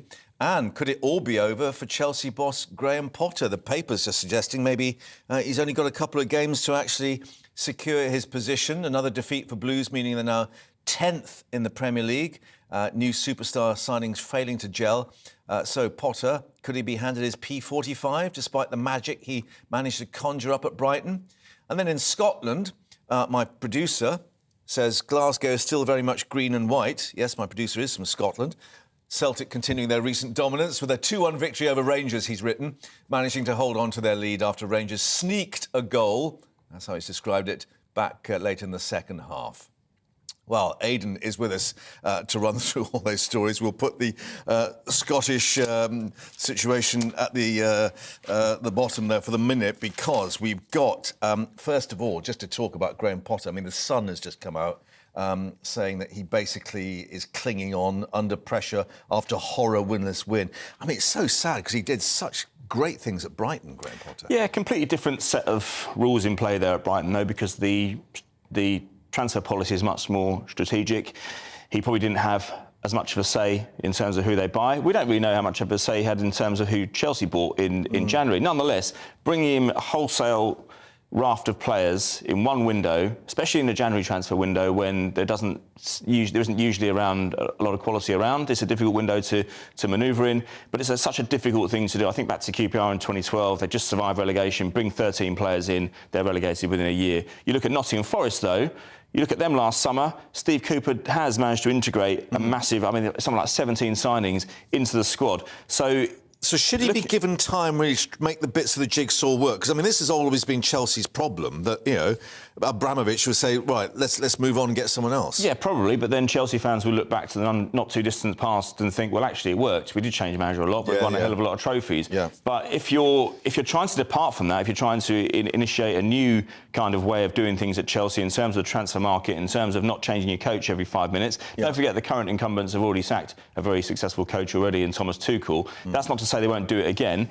but even so, if as recently as January, as 4 weeks ago, you sign all those players and you don't give the coach a chance to implement what he's trying to do, then I think it means that everything you said about changing direction was all hot air. And let's reflect that a certain Eric Den Haag in Manchester United has been given a bit of time. You know, they had a ropey start, and boy, are they firing on all cylinders now. Perhaps because of Rashford, who knows? But you know. Well, I think there's a lot of factors involved here. I mean, they lost at Brentford back in August, 4-0. He made the players. Lost to Brighton. They lost to Brighton the week before that. And now they were outrun in that Brentford game, the 4-0 game, by 8 miles. He made his players run 8 miles the following day to make up the distance. A little bit late after the result was done, but nonetheless, with the dealing for Ronaldo, back to Manchester. Yeah, exactly. I think a bit more than 8 miles there. But he laid his foot down, and then the Ronaldo episode later in the season was another chance for him to show how manoeuvrable he was in terms of dealing with players, and it set a marker down because the regime at United in terms of players had been a bit lax. Yeah.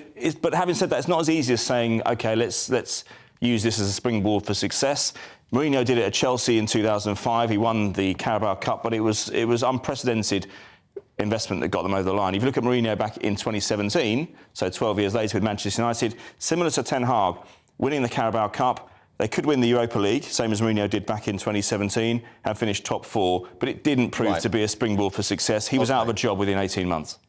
London clubs, you know, Spurs beating Chelsea, Arsenal beating Leicester to go top, and, you know, playing with some style, which will be very welcome. But at the bottom then, Everton bottom. You know, they really are struggling, aren't they, at the other end? Well, they are, but then if you look at the last 4 games, they've taken 6 points out of 12. One of those games that they lost was away to Liverpool, which they don't expect to win anyway. Villa are a very inconsistent side under Unai Emery. They're building for next season, and it wasn't a huge surprise to me that they were going to go in there and get a result. However, you look at a new manager bounce. Yes, you sometimes get it, but a new manager bounce for a struggling team, 6 points out of 12, I don't think it's too bad. The problem is they go to Arsenal very soon, who are chasing the league. Having said that, they beat Arsenal a couple of weeks ago. And let's just reflect, Celtic beat Rangers 2-1. Not a huge surprise to me. Another club, Rangers, were looking to use a domestic trophy as a springboard for success because they've not won anything in a little while. But he got his tactics from Michael Beale, the ex-QPR manager, who's left them in a bit of a mess, actually, in the Championship, it must be said. But Celtic, listen, when Michael Beale went to Rangers, I was looking at what he could do. They were out of Europe. They were not going to be in the Europa League. The best they could do is win a domestic trophy and maybe strike one over to Celtic in the league. They're not doing that so far. He needs a good start to next season. OK, lovely. Thank you very much indeed for all that, and we'll keep an eye on Graham Potter.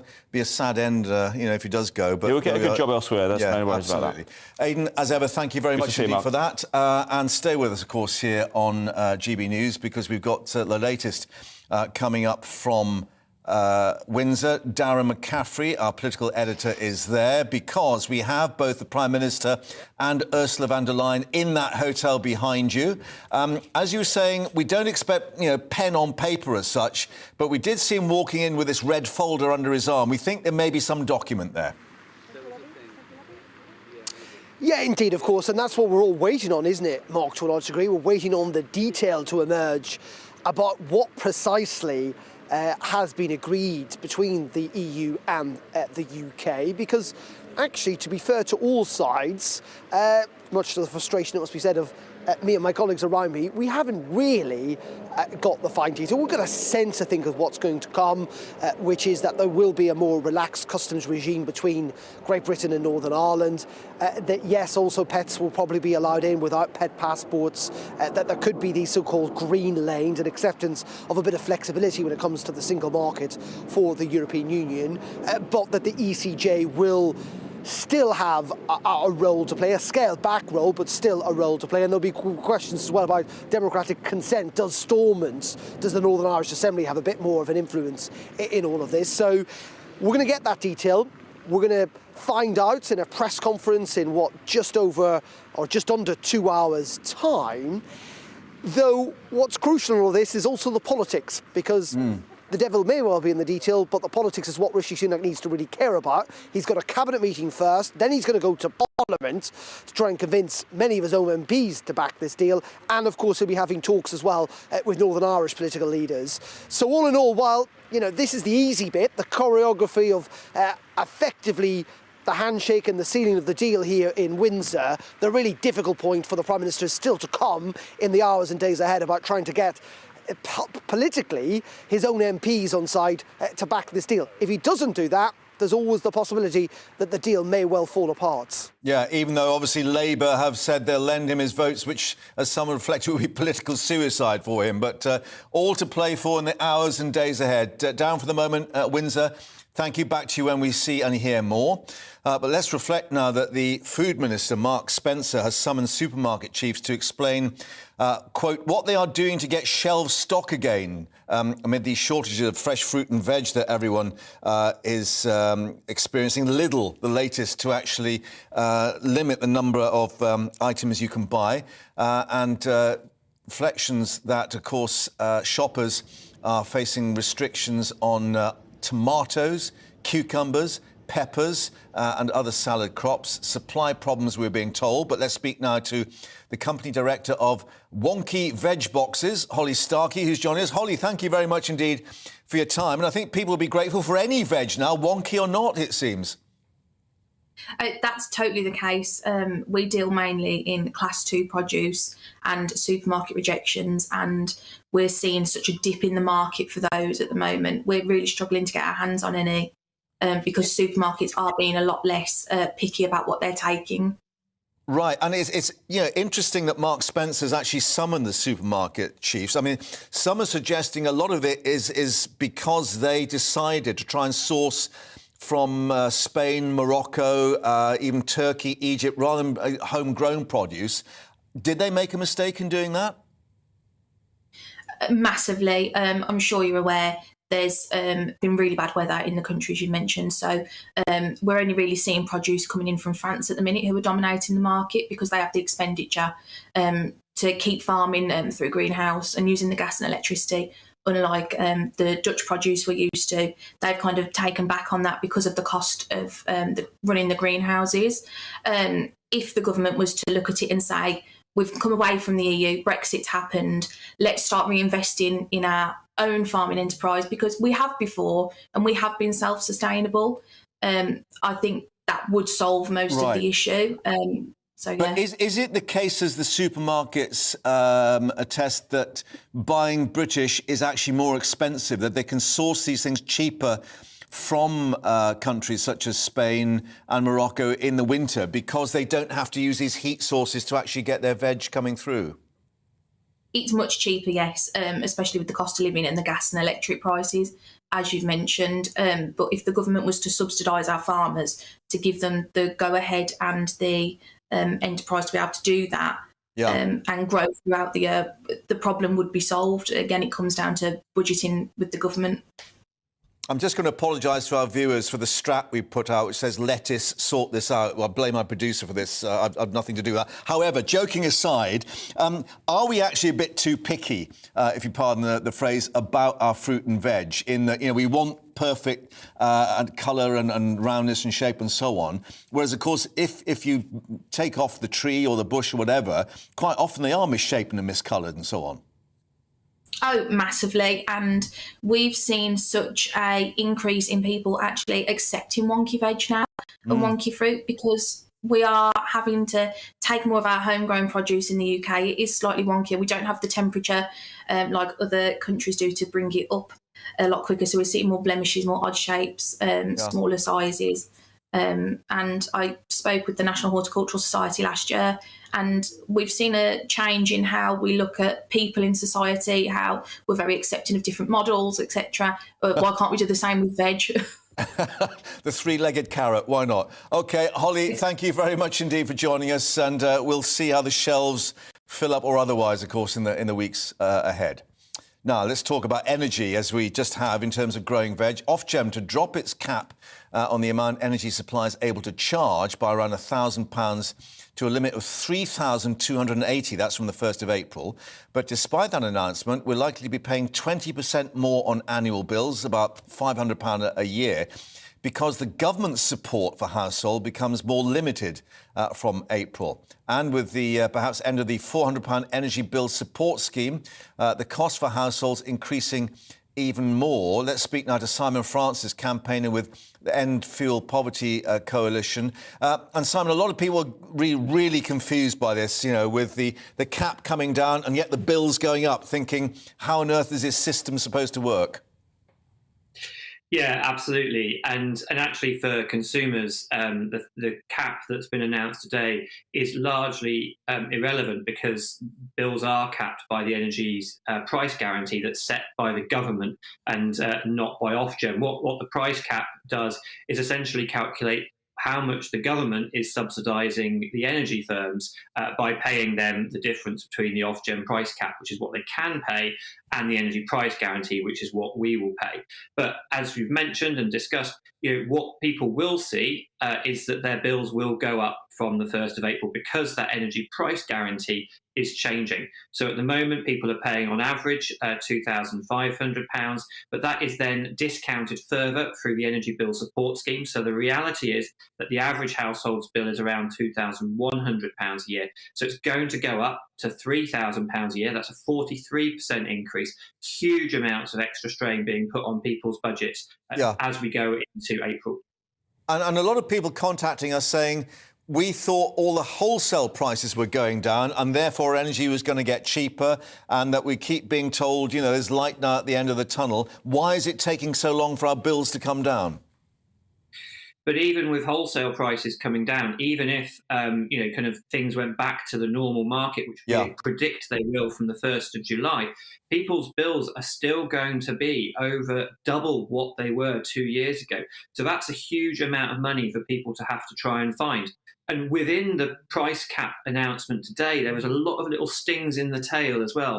So people who are paying by standard credit will pay more. People who are paying by prepayment meters will pay more than people on direct debit. The standing charges have gone up 10%. So that's the amount that you pay every single day just for being connected to the grid. So even if you use no energy at all, your bills are still going to go up by 10% from the 1st of April.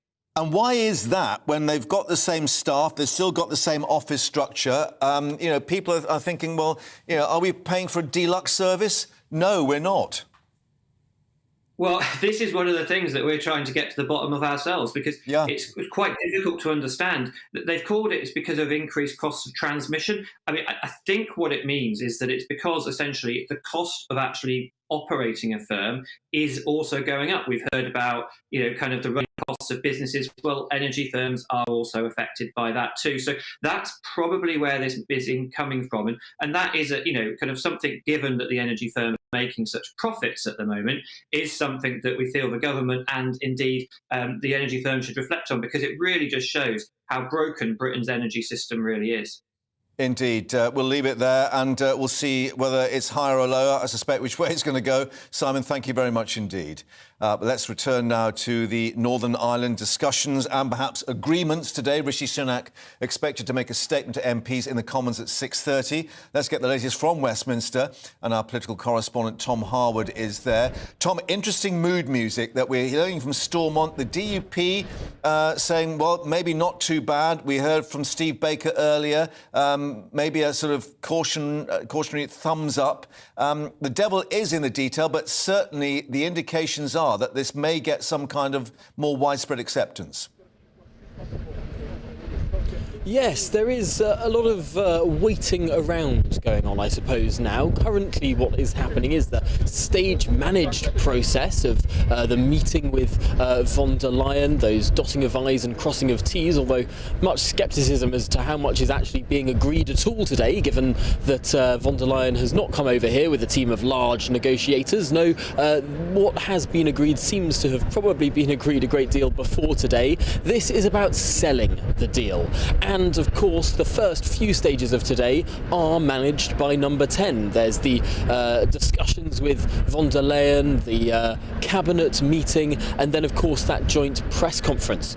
But as you were just saying, at 6:30, things sort of leave the purview of the executive, leave the control of Number 10, and turn here to Parliament, where the Prime Minister will have to defend his deal to a packed and rowdy House of Commons chamber, detailing it piece by piece after it has been put in the public domain. We're expecting the detail of this deal to be published just later this afternoon, just after that press conference. So MPs will have had a few hours to look at the detail of the deal. And after the Prime Minister's statement, he will be taking questions from them. This will be the most difficult moment for the Prime Minister today, how it lands in the chamber.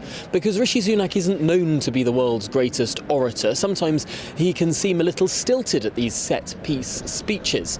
But how he's able to sell his fresh deal to Parliament, to the DUP, to his own backbenchers even, in the House of Commons this evening, that will be crucial for his premiership. Yeah. And Jacob Rees-Mogg already warning about the potential, the possibility of a Tory revolt on this. But do we know if there will actually be a vote? I mean, returning to what Rishi Sunak said at Prime Minister's Questions last Wednesday at PMQs, of course the House will have a view on it, which is not the same as saying the House will have a vote on it. Yes, the constitutional position here is a curious one, because under the terms of the EU Withdrawal Act, the executive, the Prime Minister, Downing Street, can do supplementary deals like this without the say-so of Parliament. He doesn't need a vote to get this deal done. However, of course, there is a huge amount of pressure for him to have that vote, for it to seem legitimate, for it to have that stamp of approval from Parliament. There are many issues that the executive executive can exercise its power on without the say-so of Parliament, but that it goes by convention to Parliament for a vote anyway. The most notable example to have grown in recent years is when this country chooses to go to war or deploy military intervention somewhere. The convention, even though it's not needed, the convention is that Parliament votes on that. That's happened, really grown up since those Syria votes in the early 2010s. Similarly, it seems like there is a great deal of pressure to have some sort of vote, even though it's not necessary for this deal, revised deal on the Northern Ireland Protocol. The only thing is that if there is a vote, it's likely to not come this week, because MPs are being given time to look over the detail of the deal. Yeah, the devil in the detail, the phrase we keep coming back to. Tom, for the moment at Westminster, thank you very much indeed for that. Well, stay with us here on GB News Live for this historic day. We'll be live back at Westminster, live back at Windsor and Stormont, and perhaps even tea with the King. What more could you want? Stay with us. Hello again, I'm Aidan McGivern from the Met Office. High pressure will be in charge of our weather this week, but it won't be entirely dry and sunny. A lot of cloud for today, scattered showers as well, but there is some sunshine about, predominantly towards the west and the south of the UK, and that's because around this high we've got an easterly breeze that's bringing in cloudy skies from the North Sea and scattered showers. We've seen lots of these showers affecting eastern and central parts of England, into central southern England at times, perhaps East Wales. That's effectively how it will continue through the rest of the day. Little change into the afternoon. The best of any sunshine coming through for western Scotland. Some breaks in the cloud for southern parts of England, and some breaks even in the cloudier conditions further east. Temperatures not far from average, 8 to 10 Celsius typically. Feeling cold in the wind, though, that's coming off the North Sea, and that will continue to drive showers in during the evening and overnight. Those showers quite frequent over the hills, so the Pennines, the southern uplands, perhaps Snowdonia as well, getting quite a number of showers through the night. To the south, though, clear spells, and a frost in places, -1, -2 Celsius, where we get the clearest skies for southern England, and western Scotland, where we keep the cloud, 2 to 4 Celsius. So a chilly start for most of us, but the frostiest, albeit the brightest conditions in the south, and for the west of Scotland, parts of Northern Ireland as well, perhaps. Really Tuesday, though, is essentially the same sort of thing. We're going to see a lot of cloud cover, that cloud thickest towards the east, fair number of showers coming into eastern and central England, perhaps eastern Scotland at times, brightest skies towards the west, temperatures at around 7 to 9 Celsius. And it's just a repeat through the rest of the week. We're going to see that high pressure sitting in the same place towards the northwest of Scotland. An easterly breeze bringing a lot of cloud and those showers in from the North Sea. The showers occasionally reaching North and East Wales, central and eastern England. But for many western areas and the far south, it is largely dry with some bright spells.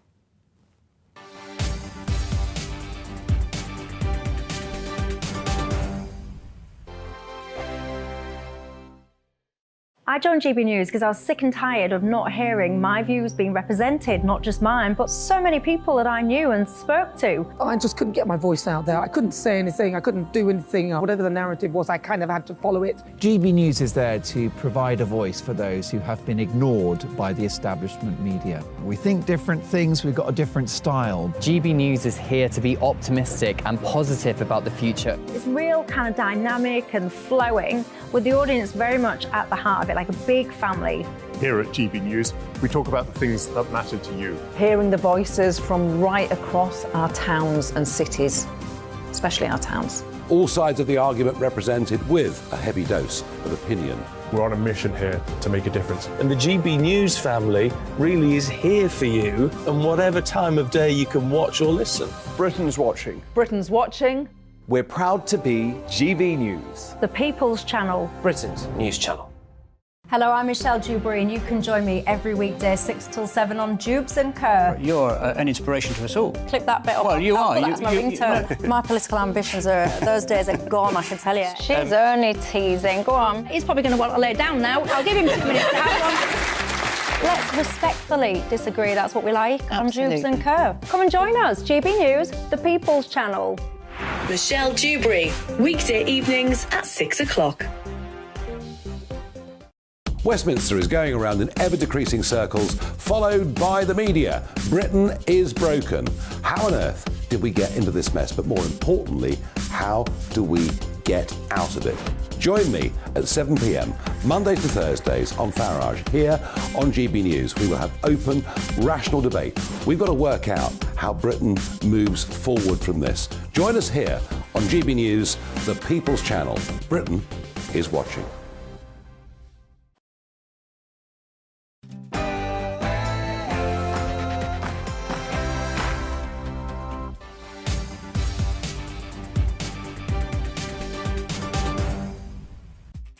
It's 2 o'clock, you're with GB News Live. I'm Mark Longhurst, and coming up on this historic day, history in the making, but will it be to everybody's liking? The Prime Minister meets the EU Commissioner-Chief in Windsor as the UK and EU appear to be on the verge of a new Northern Ireland protocol, the Brexit deal. But will the Prime Minister be able to sell it to Tory backbenchers and the DUP? A statement expected in the Commons at 6:30 this evening. Well, Ursula von der Leyen said she was looking forward to turning a page and opening a new chapter when she arrived in the UK on Eurostar. And she'll meet the King in Windsor to have tea, but fears now that the monarch may have been dragged into politics as a result. A former minister has warned there's nothing much we can do about the empty shelves in our supermarkets for fruit and veg. How long will we have to wait until our salad days return? And Ofgem announces the energy price cap will drop from the 1st of April, but we'll ask an energy expert why the bills are set to rise in that time. And let us know what you think about that, and indeed all the comings and goings today on Europe. Get in touch at gbviews@gbnews.uk with your view. Before that, latest headlines with Tamsin.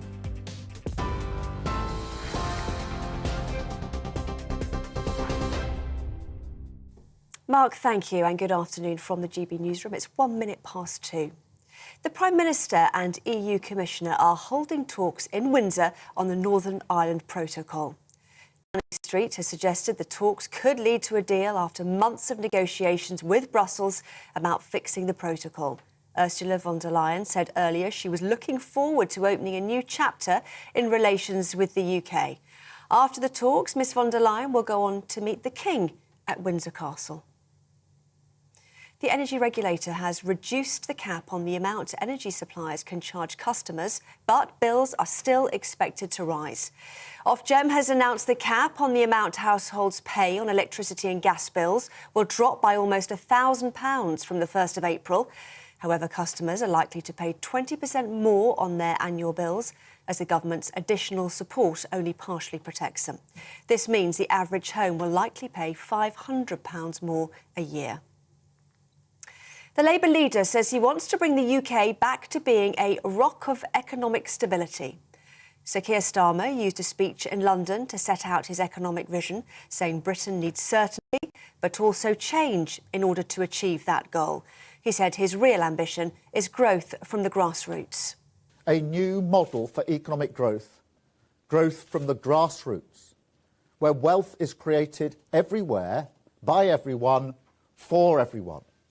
Raise our collective sights beyond the day-to-day, deliver the long-term solutions our country needs. So here in this document, the mission: secure the highest sustained growth in the G7, a measurable goal. Flags are flying at half-mast in Westminster following the death of former House of Commons Speaker Baroness Betty Boothroyd. She became the first woman to be elected as Speaker in April 1992, staying on in the role until October 2000. Current Speaker Sir Lindsay Hoyle called her an inspiring woman and inspirational politician, describing her as one of a kind. The Baroness was 93. The Food Minister, Mark Spencer, has summoned supermarket bosses to explain what they're doing to get shelves stocked again amid a fresh produce shortage. The lack of fruit and vegetables is expected to last up to 4 weeks as bad weather continues to affect the supply of stock imported into the UK. Several supermarkets, including Tesco, Aldi, Asda and Morrisons, have all introduced customer limits on certain items, including tomatoes, peppers and cucumbers. Half of people in the UK have reported cutting back on food shopping in recent weeks as price rises take their toll on households. An Office for National Statistics survey shows around a tenth of adults say they often or sometimes ran out of food, and could not afford to buy more in the past month, whilst 13% said they had cut down meal sizes because there wasn't enough money for food. Grocery price inflation surged to 16.7% in January, adding up to £800 to an annual shopping bills.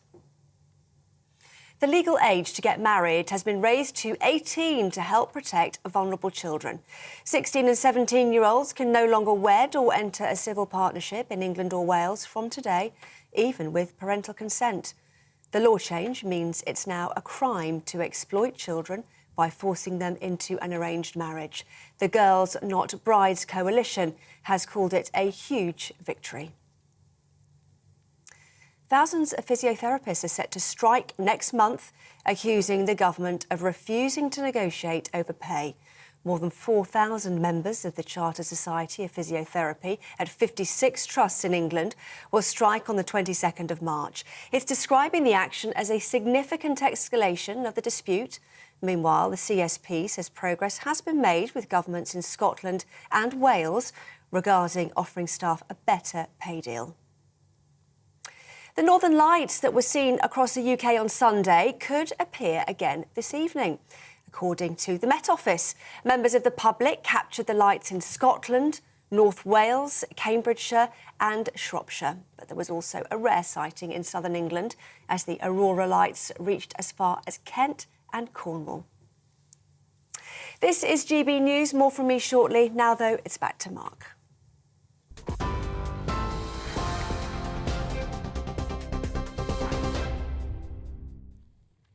Tamsin, thank you very much indeed. So all eyes on Windsor, or a certain hotel in Windsor, and then Windsor Castle a little later, because the UK and the EU on the verge, it seems, of a deal over the post-Brexit trade arrangements for Northern Ireland and the so-called protocol.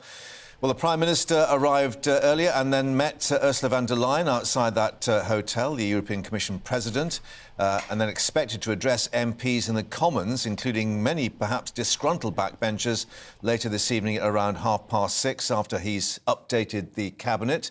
Then Ursula von der Leyen also due to meet the King for tea at Windsor Castle, with a range of topics set to be on the table, but Brexit proving to be perhaps the most contentious.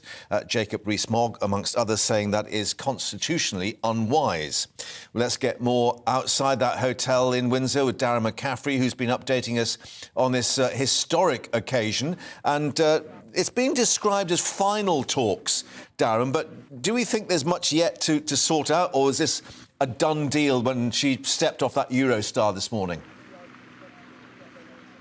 Yeah, I'm pretty sure it was a done deal. I think it was a done deal last week to a large degree, Mark. Today is in many ways, when it comes at least to the EU side about choreography.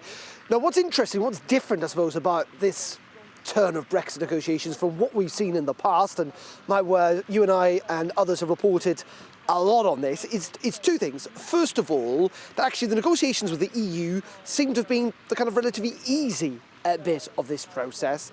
In essence, there was an acceptance by Dublin and Brussels that the protocol in its current form wasn't really working, and possibly that they went a little too far in the initial negotiation around Article 16. And then second of all, that actually there's been very few leaks around this. Normally, when there's these negotiations, you hear from one side and the other, from sources in Brussels and in London, about what's going on. That has not really happened this time. We've got a sense, we think, of what's going to be agreed, but we haven't really seen the detail. And indeed, many people within government, many Conservative MPs have not seen the detail. And that is why it's interesting, or will be interesting, to see what happens later on the day today. We're expecting a press conference around mid-afternoon. I think that's when we're going to get the initial detail of what is in this agreement, and then we'll get the full explanation when the Prime Minister speaks in the House of Commons at 6:30 this evening. But in the end, this is the easy bit, Mark, that's what I'm trying to say. This kind of handshake with Ursula von der Leyen, the kind of final sealing of the deal, is in some ways the bit that is, or has been particularly easy. The really big moment, or the real big action, will be a bit later on today, both in the Commons, when he tries to convince MPs to back this deal, and indeed those talks that I suspect will take place at some point between the Prime Minister and the political leaders in Northern Ireland, most notably, of course, the DUP. But isn't it interesting that Steve Baker, the arch-Brexiteer member led the ERG at one stage. I mean, he was sort of almost in smiles earlier, indicating that perhaps what is being suggested as the deal may be a lot better than people had feared, even though, as we've been reporting, the DUP saying the devil's going to be in the detail. Yeah, really interesting that you've got this kind of split, if you like, amongst Eurosceptics, but maybe unsurprisingly so when I get on to explain why, in that you've got, you know, your Jacob Rees-Moggs and your Mark Francois and others who are not in government saying, hold on a second here, we're not going to make any comment, we're going to see what's there. We've had a bit of experience in the past where things look good initially, but when you kind of drill into the detail, they're not so good. Then you've got Steve Baker, who's caused an awful lot of distress to previous Conservative leaders, most notably Theresa May over Brexit deals, who says we're on the cusp of a fantastic deal. Now, two things were important about that. First of all, he's essentially seen the deal because he was briefed in Downing Street about it last night. But second of all, he's a government minister. He's in the Northern Ireland officer. He's on the government payroll, if you like. Now, clearly it would be very serious if someone like he was to resign over this. It doesn't look like we're there. And in fact, if anything, it's looking quite positive for the government at the moment. The mood music seems to be pretty good. Now, these things can change pretty quickly. As I say, we'll have to wait for the actual detail. But at the moment, as I say, it's looking pretty good for the government, I would suggest. OK, Darren, back to you as more details emerge. And, of course, that news conference is held a little later. But let's head to Stormont now with our Northern Ireland reporter, Doogie Beattie, there. And, Doogie, you've been indicating that you've been speaking to people there about what we might get. And certainly it hasn't frightened the horses, if we can put it that way. Exactly, that no horses have bolted, which in Northern Ireland is a pretty good thing to happen. I mean, normally you would expect people to come down and say, definitely not looking at that, don't want to know about it, this must change, that must change. I was pleasantly surprised the first sort of idea that we've got about these green lanes and red lanes. Yes, the green lanes will leave us back to where we were inside the commercial side of the UK, effectively doing away with that border in the Irish Sea. The red lanes, though, will cause problems for hauliers if you're bringing stuff across to the island of Ireland, north or south. Of course, you may share pallets. That type of stuff will prove to be tricky, and of course there will have to be stuff done around the edges. And that we will look at agriculture. Of course, will we follow EU agricultural rules? I was in Holland a couple of weeks ago looking at the methane taxes on cattle and what the EU were wanting there. Something very similar is being suggested in the Republic of Ireland. Will Northern Ireland have to follow that? Composite materials, the likes of carpet companies or soft drink companies, that will also cause problems. So there's lots of little details around the edges, but nothing is sort of scaring anybody away and saying, oh, we don't want any part of this. And that includes MPs that I have managed to have a quick word with. They're prepared to sit down, they're prepared to look at this deal and think, OK, we mightn't have got everything we want, but we are still going forward. The devil is in the detail, of course, and the legal text will have to be seen. And I think most people will be turning to the page that deals with the European Courts of Justice. But even that, at this minute in time, isn't scaring anybody. They're looking to see how it will affect everyone in their pocket and how Northern Ireland, on its own, can opt in and out of various European schemes and laws without facing any real prosecution for it, if you like.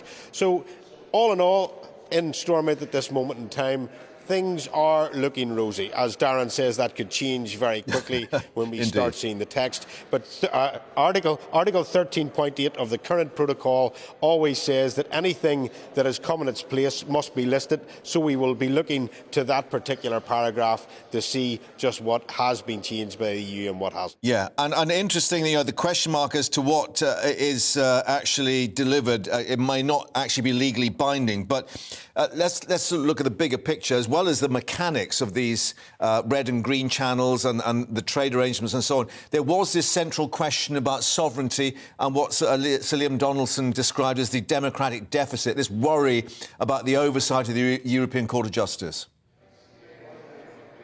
That still is there, Mark. Right. I mean, nobody has seen that. They're saying there's a facility for that, and it will be overseen, it seems to suggest, by Westminster. But it's whether Westminster actually has the power for that, or is it something that Westminster and the ECJ have to look after together. But if you take this, that if we are talking about products coming in and out of Northern Ireland to the UK, well, they'll have, the ECJ don't appear to have any real authority over that. Yeah. So therefore, it actually almost gives you a dual regulatory look at what Northern Ireland's doing, and could be an advantage. But again, we'll have to wait and see what's in the detail of it. OK, Doogie, thank you for that. Stormont, let's actually bring you the view from south of the border, because the Irish Deputy Leader, Michael Martin, said there's been a genuine attempt to resolve issues with the protocol raised by unionists, and the looming deal represents a chance to reset British-Irish relations, he said.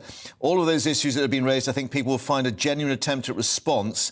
I respect this is a matter that the DUP would have to consider within its party, but I would say that genuinely the European Union has listened to the concerns that have been articulated consistently by the DUP, the UUP and others in Northern Ireland in respect of the operation of the protocol. The Foreign Affairs Minister going on to say it's fair to say the Brexit situation, the protocol, all of those issues have created challenges for the British-Irish relationship over the last 3 years. I think the resolution of these issues will give an opportunity to really reset the British-Irish relationship into the future. So that's the view from Dublin. But let's return to Windsor, not that hotel, but Windsor Castle, because our royal reporter Cameron Walker is there for us. And Cameron, the mixture of politics and monarchy, which is obviously a troubled relationship, and it's emerged yet again because of the King having tea with Ursula von der Leyen, I guess so close to the political meetings that she's having with the Prime Minister. Yes, Mark, it's pretty significant timing, to be perfectly honest, and it's been a pretty difficult couple of days for the King in terms of trying to stay out of any political controversy. Now, despite Downing Street saying that it is very much the palace and the King's decision, or at least implying that it's the King's decision to meet Ursula von der Leyen here at Windsor Castle a little bit later on today, the Buckingham Palace, the line from them seems to be that it very much is them acting on government advice in terms of organising this meeting with the European Commission President. So the spokesperson at Buckingham Palace said this morning that the King is pleased to meet any world leader if they are visiting Britain, and it is on government advice that he should do so. So in other words, it's Downing Street and Rishi Sunak's decision for the King to meet with the visiting world leader, and it's nothing to do with Buckingham Palace. Now, from my understanding, this meeting that's happening later on today is going to be broad-ranging. They're going to be discussing climate change, the war in Europe, but clearly there is a big elephant in the room, and that is the new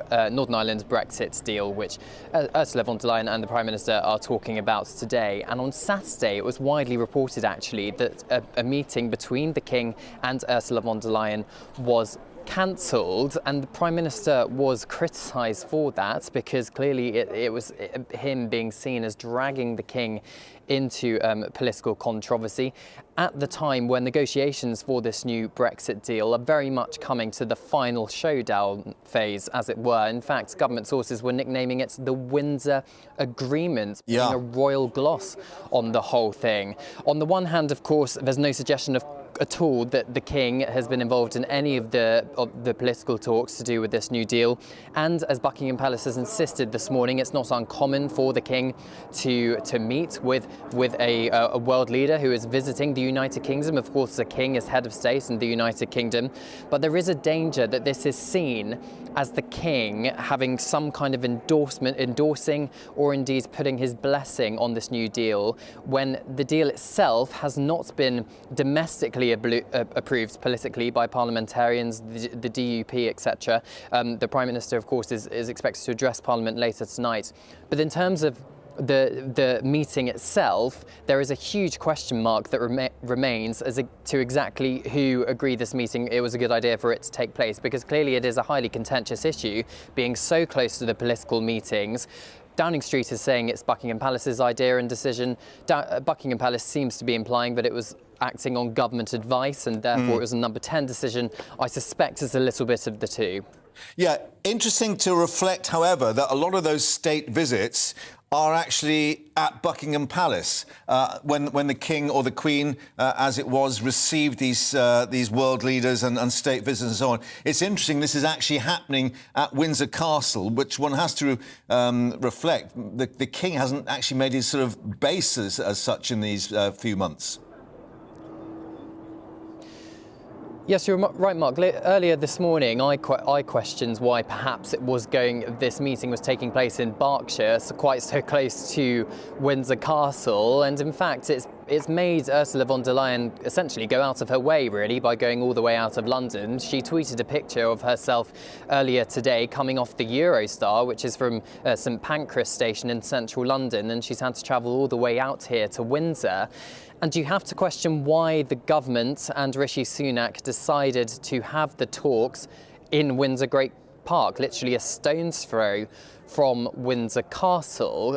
Perhaps the implication, some might argue, is the fact that the governments were secretly hoping that some kind of meeting with the King would take place, that power of soft diplomacy. But as I said, it's very much a broad-ranging meeting. There'll be lots of different topics being discussed, climate change and the war in Europe being the two that's been highlighted perhaps by government palace sources even this morning. The King himself, as far as I can tell, no, the King is still not in residence at Windsor Castle. The Union flag is still flying above the castle. It's only when the Royal Standard is flying above that the King's in residence. So he, it appears, is having to travel for this meeting as well.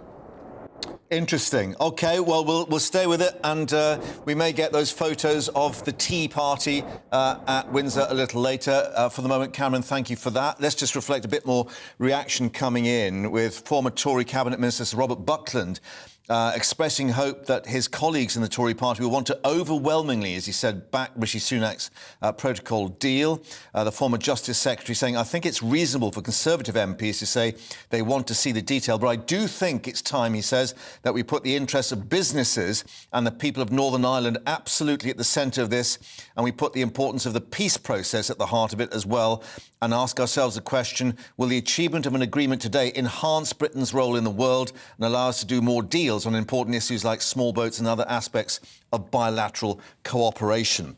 Let's get the view now of Rupert Lowe, who joins us, former MEP for the Brexit Party. Rupert, thank you for your time. Clearly, we are still awaiting the detail as such. The Cabinet will be briefed, we understand, from Windsor a little later. But what are you making of what you've heard so far? Well, Mark, with all these things, there's spin and counter-spin, and one newspaper says the DUP is going to accept the deal. I think the Irish Times said that. The Sun is questioning whether that's the case. So, for me, I think it's a case of watch what the hands are doing, not what the mouth is saying. And what I would like to see is all parties in Northern Ireland agreeing to this deal, whatever it turns out to be. That's obviously the DUP, but everybody else as well. It's clearly, if Rishi Sunak can achieve a settlement which keeps everybody happy, then all credit to him, and it will be a very useful part of overcoming what was a deficient deal in the first place. Indeed. So what we've got to do is wait. We've got to hear directly from the DUP. They are crucial in this process. I've never personally thought that the Northern Ireland situation was anything other than the EU using leverage. Good Friday Agreement, I don't think it's got anything to do with it. And equally, Britain or England, the UK was never going to put a border between Northern and Southern Ireland. So I think, there's a clip circulating of a secret meeting of the EU where my friend Michel Barnier is quite openly speaking about how this is simply a negotiating tool, which in my view it always was. So I think we need to hear from the principals. There's a lot of background noise, and until we actually get confirmation from the people in Northern Ireland that they're happy with it, it's all very well for our people here to decide it's right for Northern Ireland. It's the people in Northern Ireland that matter.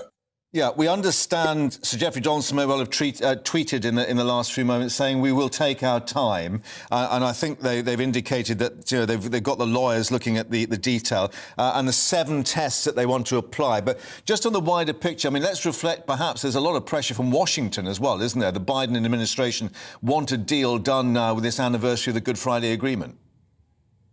Well, he's always been partisan towards Ireland, Mr. Biden. He considers himself for obvious reasons. Yeah. But look, I think the earlier reporting, which you've just been talking about, I think the dynamic in Europe is changing. Europe, we've got a war in Europe now. We've got the German economy turning down. We've got Mr. Macron, who may or may not be re-elected, probably won't be. So I think the whole dynamic in the EU is changing, which explains, I think, why we've got a more open approach. And don't forget that we've got to renegotiate the issue of fishing rights, which, again, you know, our leaders are elected to represent the population of the UK. So if they're doing their job properly, they should be using their negotiating skills to enhance the position of the British people. Right. So there are lots of, I think, reasons why the dynamics are changing, and I thought your earlier coverage was extremely good. It brought that through. So, and you know, where do you think this goes from here? Because we understand that Rishi Sunak will speak to the Commons at 6:30. We still don't know if there will be a vote, and obviously Jacob Rees-Mogg and others indicating, look, you know, unless the ERG and the DUP are in lockstep on this, you know, there could be another revolt. I mean, surely they're not going to risk upsetting or overcoming another prime minister and going back to another leadership campaign. Well, they'd be bonkers to put the cart before the horse, Mark. I mean, why would you not get all the parties involved to agree to this? There's little point in having a vote on it until everybody's happy with the deal. Yeah. And, you know, I think there's lots of speculation taking place everywhere, but let's wait and see where we go. But I think it should be a soluble problem if the EU accepts the fact that it was really always a scam just to keep their grappling hook on board the UK. And you know, you raised earlier, and very important, I think, the jurisdiction of the ECJ. It would be quite extraordinary if the ECJ continues to have some form of legal hold over a sovereign nation like us. I was going to ask you on that, what's been described as the democratic deficit, as Sir Geoffrey Donaldson described it. The very fact that Steve Baker has well, not welcomed it, but certainly indicated that, you know, this could be doable. Does that indicate that there is some kind of mechanism that they've actually found? I think scale back was the phrase being used on the powers of the ECJ. Again, I don't know. Steve Baker's, you know, made some slightly odd comments of late, so I honestly don't know whether there's any significance to that at all. I can't really comment on that. Right. Breaking news as we speak to you. Let me read this from Press Association. Rishi Sunak and the European Commission President Ursula von der Leyen have struck a deal over the Northern Ireland Protocol, a senior government source has said. Well, the worst-kept secret possible, perhaps, because indications that many people saying, you know, this was done a week ago or even earlier than that, maybe. As Blue Peter would say, here's one we made yesterday. We made earlier. Well, let's hope it's something rather more substantial than sticky back plastic this time. However, can I just then put this other sort of existential question to you? Does this mean that Brexit now really has been done? Well, I think let's wait and see, Mark. But I think, as I say, we hold the cards. We always have held the cards because we are ultimately. We have a massive trade deficit with Europe. We're a huge consumer of European goods. And, you know, as I said on a show yesterday, you know, we are beginning, even though I don't think we've actually had Brexit, we haven't seen the benefits of Brexit yet because it hasn't been done. But we are actually seeing some benefits. And if you take farming, I'm a farmer, you know, supplies of nitrogen are becoming easier. They're coming in from Australia. They're coming in from the USA. We saw the response, whether or not you agree with the vaccinations. There is a lot of debate about them. But we were able to move much more quickly than the EU. Okay. And we are now in a position to decide our own future rather than relying on, as I say, this sclerotic protectionist bloc in Europe. Let me just address then a topic of the day. You don't believe that the lack of tomatoes and cucumber and salad leaves is in any way to do with the Brexit deal? No, I don't think it's got anything to do with the Brexit deal, but I think it's a warning to our government that they need to foster and look after our farmers who grow extremely high quality local produce. And there are a number of people who are setting up tomato growing operations, you know, using hydroponics in the UK. So I think what we need to do is foster food security, foster our farmers.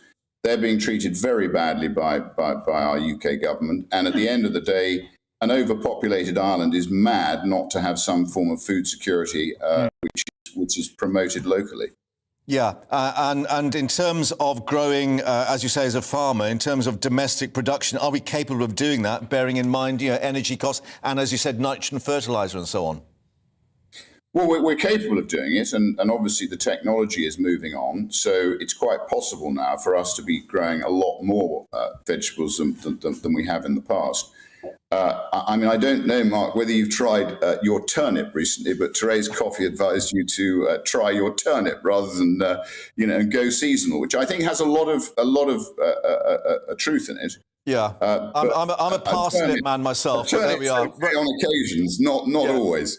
Roast parsnips, I think, preferable to turnip, but there we are. We'll see what emerges on the shelves in the coming weeks. We may get a surprise as to what a curly kale, I think, is another favourite that people have spoken about. Anyway, Rupert Lowe, thank you very much indeed for joining us with your reaction as we've got this breaking news. Rishi Sunak and the European Commission President Ursula von der Leyen struck a deal over the Northern Ireland Protocol, according to a senior government source. So it has been done. The Cabinet, we understand, will be next in line to get the details. And then, of course, the Prime Minister speaking to the Commons at 6:30. We'll have all the latest coming up for you and latest headlines now with Tamsin.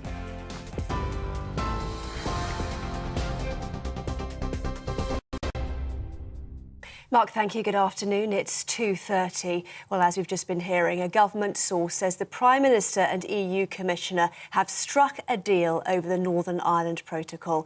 Rishi Sunak and Ursula von der Leyen have been holding post-Brexit agreement talks in Windsor. Ms von der Leyen said earlier she was looking forward to opening a new chapter in relations with the UK. She'll now go on to meet the King at Windsor Castle and will, of course, get more reaction to this story throughout the day. The energy regulator Ofgem has announced the cap on the amount households pay on bills will drop by almost £1,000 from the 1st of April. Despite this, customers are likely to pay 20% more on their annual electricity and gas bills, as government support only partially protects them. This means the average home will likely pay £500 more a year. Consumer champion Will Hodson thinks the government should provide funding for updating drafty homes. I think what the government should be doing, insofar as they're now going to save money on the energy price guarantee, because the wholesale prices are going down, the subsidies less, they've got money, they can either extend the rates we're currently on, so we don't have this price rise on the energy price guarantee, or they can bring forward funding so we can invest in the energy efficiency of our homes, so we aren't using as much energy in the years ahead. To bring the UK back to being a rock of economic stability. Sir Keir Starmer used a speech in London to set out his economic vision, saying Britain needs certainty but also change in order to achieve that goal. He said his real ambition is growth from the grassroots. The Food Minister, Mark Spencer, has summoned supermarket bosses to explain what they're doing to get shelves stocked again amid a fresh produce shortage. The lack of fruit and vegetables is expected to last up to 4 weeks as bad weather continues to affect the supply of stock imported to the UK. Several supermarkets have introduced customer limits on certain items, including tomatoes, peppers and cucumbers.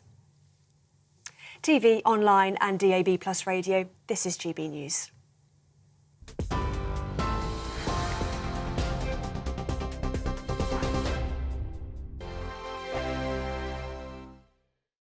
You've probably seen politicians interviewed 1,000 times, but we do it differently. We find out who they really are, we don't shout, we chat, and hopefully we bring a bit of light, not just heat. Did you know Kate Moss? Apparently.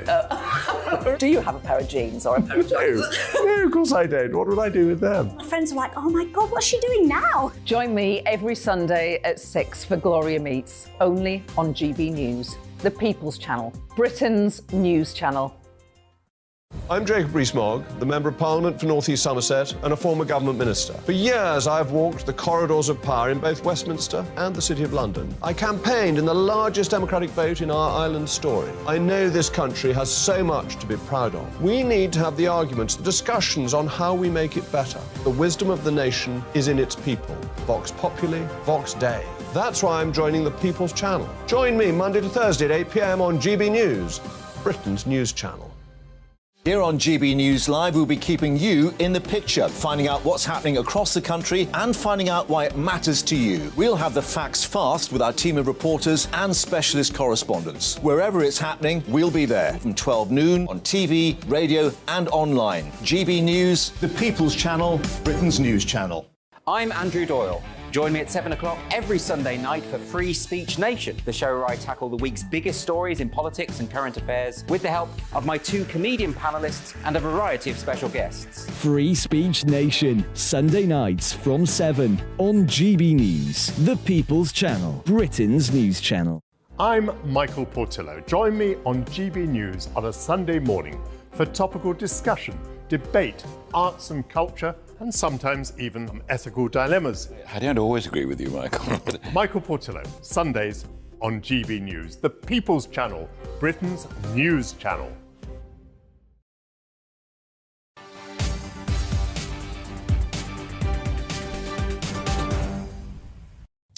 Breaking news here on GB News Live. It is official. Rishi Sunak has signed a breakthrough deal, as it's been described, with the European Union over the post-Brexit trading arrangements for Northern Ireland, and will now seek to win the backing of unionists and Tory Eurosceptics. That's being reported by the Press Association. Of course, we saw the Prime Minister and the EU Chief Ursula von der Leyen meeting at that Fairmont Hotel in Windsor Great Park. They finalised this long-awaited agreement to ease the trading issues created by the protocol. All this coming from a senior government source. We understand that the details will now be relayed to the Cabinet on what's a virtual meeting.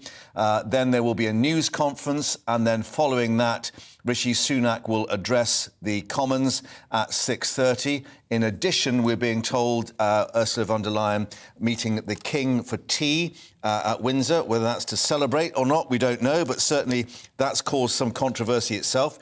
But let's speak now to Liam Halligan, who's joining us in the studio, because clearly part of the process was to get the nuts and bolts, the custom agreement, sorted out in terms of what we call the green and the red channels, but also this huge question then of sovereignty and the role of the European Courts of Justice and what Jeffrey Donaldson described as the democratic deficit. And to explain to people, this was not going to be agreed by the ERG group, the Tories, the Brexiteers, unless the DUP gave a thumbs up. You know, we don't actually know what's in the deal yet. All we know is that a deal's been done. We're all still feeling in the dark. We don't even know if the DUP itself, the Democratic Unionist Party, has seen the outlines of this deal. So just while we're waiting for a bit more substance, it's worth just acknowledging that for most viewers and listeners, this is sort of head-explodingly complicated, and it really is quite complicated. It all goes back to the fact that Northern Ireland and the Republic of Ireland obviously share a land border, and the EU, because the republics in the European Union are worried that goods are going to go from Northern Ireland into the Republic of Ireland that don't align with the rules of the single market. Yeah. A lot of people think that is a wildly over-exaggerated fear, but that is reality. That is the fear that the EU have. For a long time, after Boris Johnson's deal, there's been a border down the Irish Sea. So when goods go from ports in GB, the mainland, to Larne and other ports in Northern Ireland, they're subject to extensive checks. And a lot of pretty neutral business leaders say the checks that the EU's been imposing between GB and Northern Ireland have been massively over-egged. And they say the EU is being deliberately obstructionist. But again, that is the reality that we're dealing with. So what Rishi Sunak's been trying to do is to secure a deal with the EU where the checks between GB, the mainland, and Northern Ireland, obviously together they form the UK, that those checks are much, much less. And he does seem to have secured some kind of easing of those bureaucratic arrangements with these so-called red channels and green channels. So it's in the green channel if it's definitely staying in Northern Ireland. It goes through a red channel if it's going through Northern Ireland. With the EU checks. In order to go to the Republic of Ireland. But, you know, if you're going to sell stuff in the Republic of Ireland, just send it to Dublin anyway, right? Yeah. So it's all... Why bother going through a land border? Why go to Larne? So a lot of it is academic. But for a lot of unionists, right, they completely object to any border of any kind between GB and Northern Ireland. That is anathema to them constitutionally. And what they also don't like is that the European Court of Justice, which is the EU's court, if you like, will oversee some of the rulemaking in Northern Ireland. Now, that we think has been watered down. We think there's some kind of Northern Ireland-based body, if there's any disputes about regulations, that will first try and sort some of them out, and that only go to the ECJ, the European Court of Justice, as a final or even be reverted back to Westminster before that process begins. Let's just update people. We're just getting a bit more, just to remind you that the official announcement from the Prime Minister's spokesman, an agreement has been reached, the deal is done, close quotes. But, of course, we reflect that the DUP says it will take its time to consider the detail, this is from Sir Geoffrey Donaldson, the party leader, and measure a deal against our 7 tests. And as we've just been discussing with Liam, unless the DUP are happy, the ERG won't be happy. But just to reflect on one thing that we heard earlier, Steve Baker, the Northern Ireland Office Minister, who'd been on resignation watch, as it's described. Brexiteer. Yeah, he was quite happy earlier, and he's been party to what the agreement's going to He was quite happy. On the other hand, and I know Steve well, I've known for many, many years, he's basically taken a decision pretty publicly, having been a rebel all his life, having been one of the Spartans, the 28 Tory Brexiteer MPs who refused again to vote for Theresa May's deal, arguably forcing Brexit in the way we have it now, arguably giving Boris Johnson the opportunity to topple Theresa May and come back and win that election in December 2019. No one's surprised, really, among Westminster watchers, with all respect to him, if Steve Baker agrees with this deal, because he was never going to resign, unless I'm completely mistaken. What's really interesting, Mark, as we wait for the actual details, is the kind of dark arts of politics that we're seeing now. What we're seeing, we're hearing, you know, from semi-official sources. We're hearing from semi-official sources a couple of half an hour ago that the DUP agree with this deal, and then we've had the leader of the DUP, Geoffrey Donaldson, say we didn't say that. We didn't say we agree with it. But just to reflect, Doogie in Stormont was saying when he spoke to them, you know, the impression he was getting, it hasn't frightened the horses. That was a phrase. Okay, that was but have they seen it, or have they just been told about it? And Geoffrey Donaldson saying we've still got our 7 tests to apply to it. There you go. Another thing. Okay, on Sunday when he was on various shows, Dominic Raab, the Justice Secretary, he wouldn't quite say if there was going to be a vote on this in Parliament. Yeah, we still don't know that. Parliament will have its say. Now, does that mean they get to debate it? Yeah. Or it means there's an actual vote? Now, what we've heard, Mark, in just the last few minutes, is there won't be a vote this week. Yeah.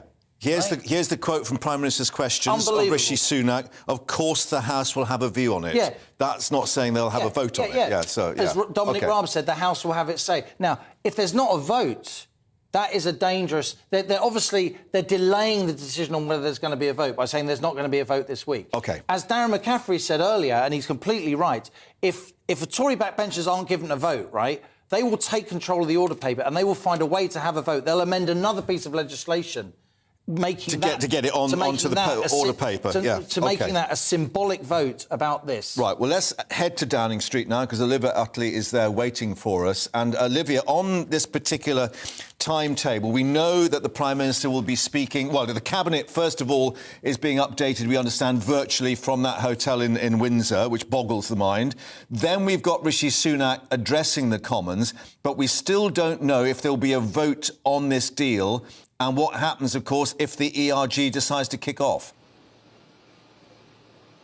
No, it sounds like there won't be a vote on this deal anytime soon, which might make things rather difficult for Rishi Sunak with his own backbenchers. That said, talking to some of the ERG this morning, it sounds as though the ERG do like the sound of the deal. They want to back the deal, but what they're worried about is the DUP not backing the deal, and they have promised, David Jones, the chair of the ERG, has promised to move in step with the DUP, and if the DUP have an issue with any part of the deal, the most likely part that they might have a problem with is the Courts of Justice still having some jurisdiction over Northern Irish affairs in any capacity, something which the DUP have held fast against for years now, then it's going to be very, very difficult for the ERG to fall in line behind the Prime Minister. But Rishi Sunak will be feeling perhaps more cheerful this morning than he has done at any point over the last couple of weeks, because as we've heard this morning, the DUP doesn't initially seem to be, they're holding their cards close to their chest, of course,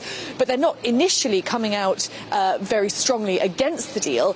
And we've got people like Steve Baker, who, called himself Brexit hardman Steve Baker at some point. It's still seen by many as a fierce Brexiteer, falling in line behind that deal. So the noises are pretty positive for Rishi Sunak this morning, but there's still a long way to go. And denying his Tory MPs a vote on the deal, as Liam was just saying there, could make far more problems than it solves. Yeah, let's just reflect on what Sir Geoffrey Donaldson has said. He's tweeted, so we will take our time to consider the detail and measure a deal against our 7 tests. And, of course, earlier the suggestion was that perhaps they were a little miffed that they'd not been involved in a direct way with what was going on, although perhaps they had been in terms of delaying what was going on from last week. But just looking at the problems about the role of the European Court of Justice and whether they will be the ultimate arbiter, reflect on Mark Francois saying, we want EU law expunged from Northern Ireland.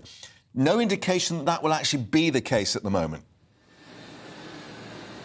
No, and it seems very unlikely that that will be the case, that whatever happens with the European Courts of Justice, it seems very likely that it's going to be some sort of fudge, which surely won't make the DUP too happy and will make lives very difficult for the ERG, who, even if they do want to support the deal, what they seem to be worried about and what they're annoyed about is how badly they feel the DUP has been treated. So as far as the ERG is concerned, and of course there are varying opinions within the ERG, but sort of broad brush, it seems they think the deal is quite good. They think that Rishi Sunak has achieved some quite serious concessions on the customs issue with these red and green lanes for goods coming out of the mainland Britain into Northern Ireland, but they think that the comms has been very bad. So it seems as though Rishi Sunak has sort of gone in, got these good concessions, and then come blinking out into the sunlight, gone to the DUP, and then are astonished when the DUP doesn't like what they hear. And why they don't like what they hear is, at least in part, because they feel as though they've been frozen out of the conversations. Yeah. So it's possible that Rishi Sunak could fall into exactly the same trap as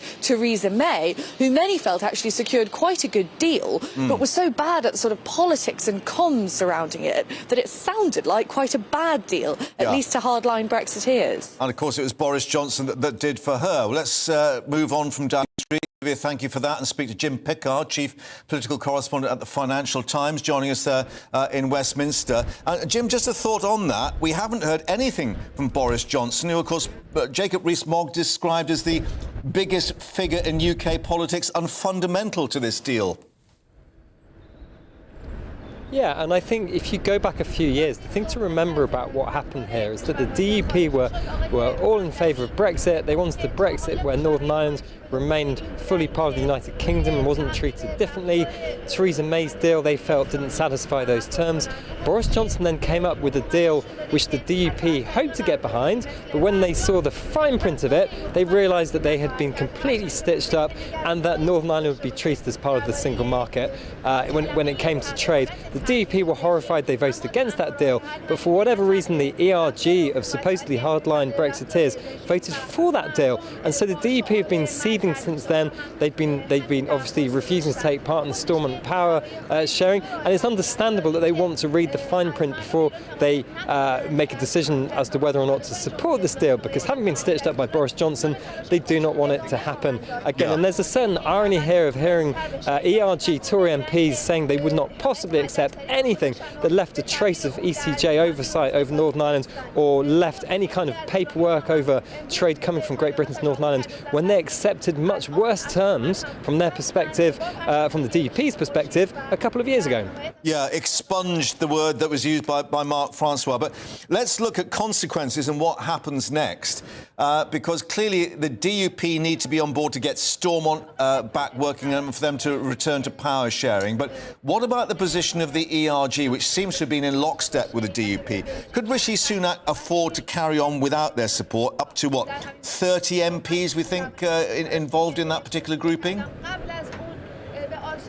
So I think the thing to remember here is that when it comes to the parliamentary arithmetic, and we are expecting some kind of vote, we don't know what the vote would be on, we haven't been told 100% it's going to happen, we've been indicated that it's not going to be this week, but let's presume there's a vote. This deal is going to sail through Parliament on my right because the Labour Party has said it's going to support it. I was at an event this morning where Keir Starmer was asked how he could possibly support something when he hadn't even read the legal text, and the Labour leader said, look, we know what the outlines of this are. This will be an improvement on what we've had under the Northern Ireland Protocol for the last couple of years. So in terms of parliamentary mathematics, Rishi Sunak is going to get this through the House of Commons. Whether there's a rebellion of 10, 20, 30, 40, 60, well, there wouldn't be 60, but even if there were, this deal will still go through.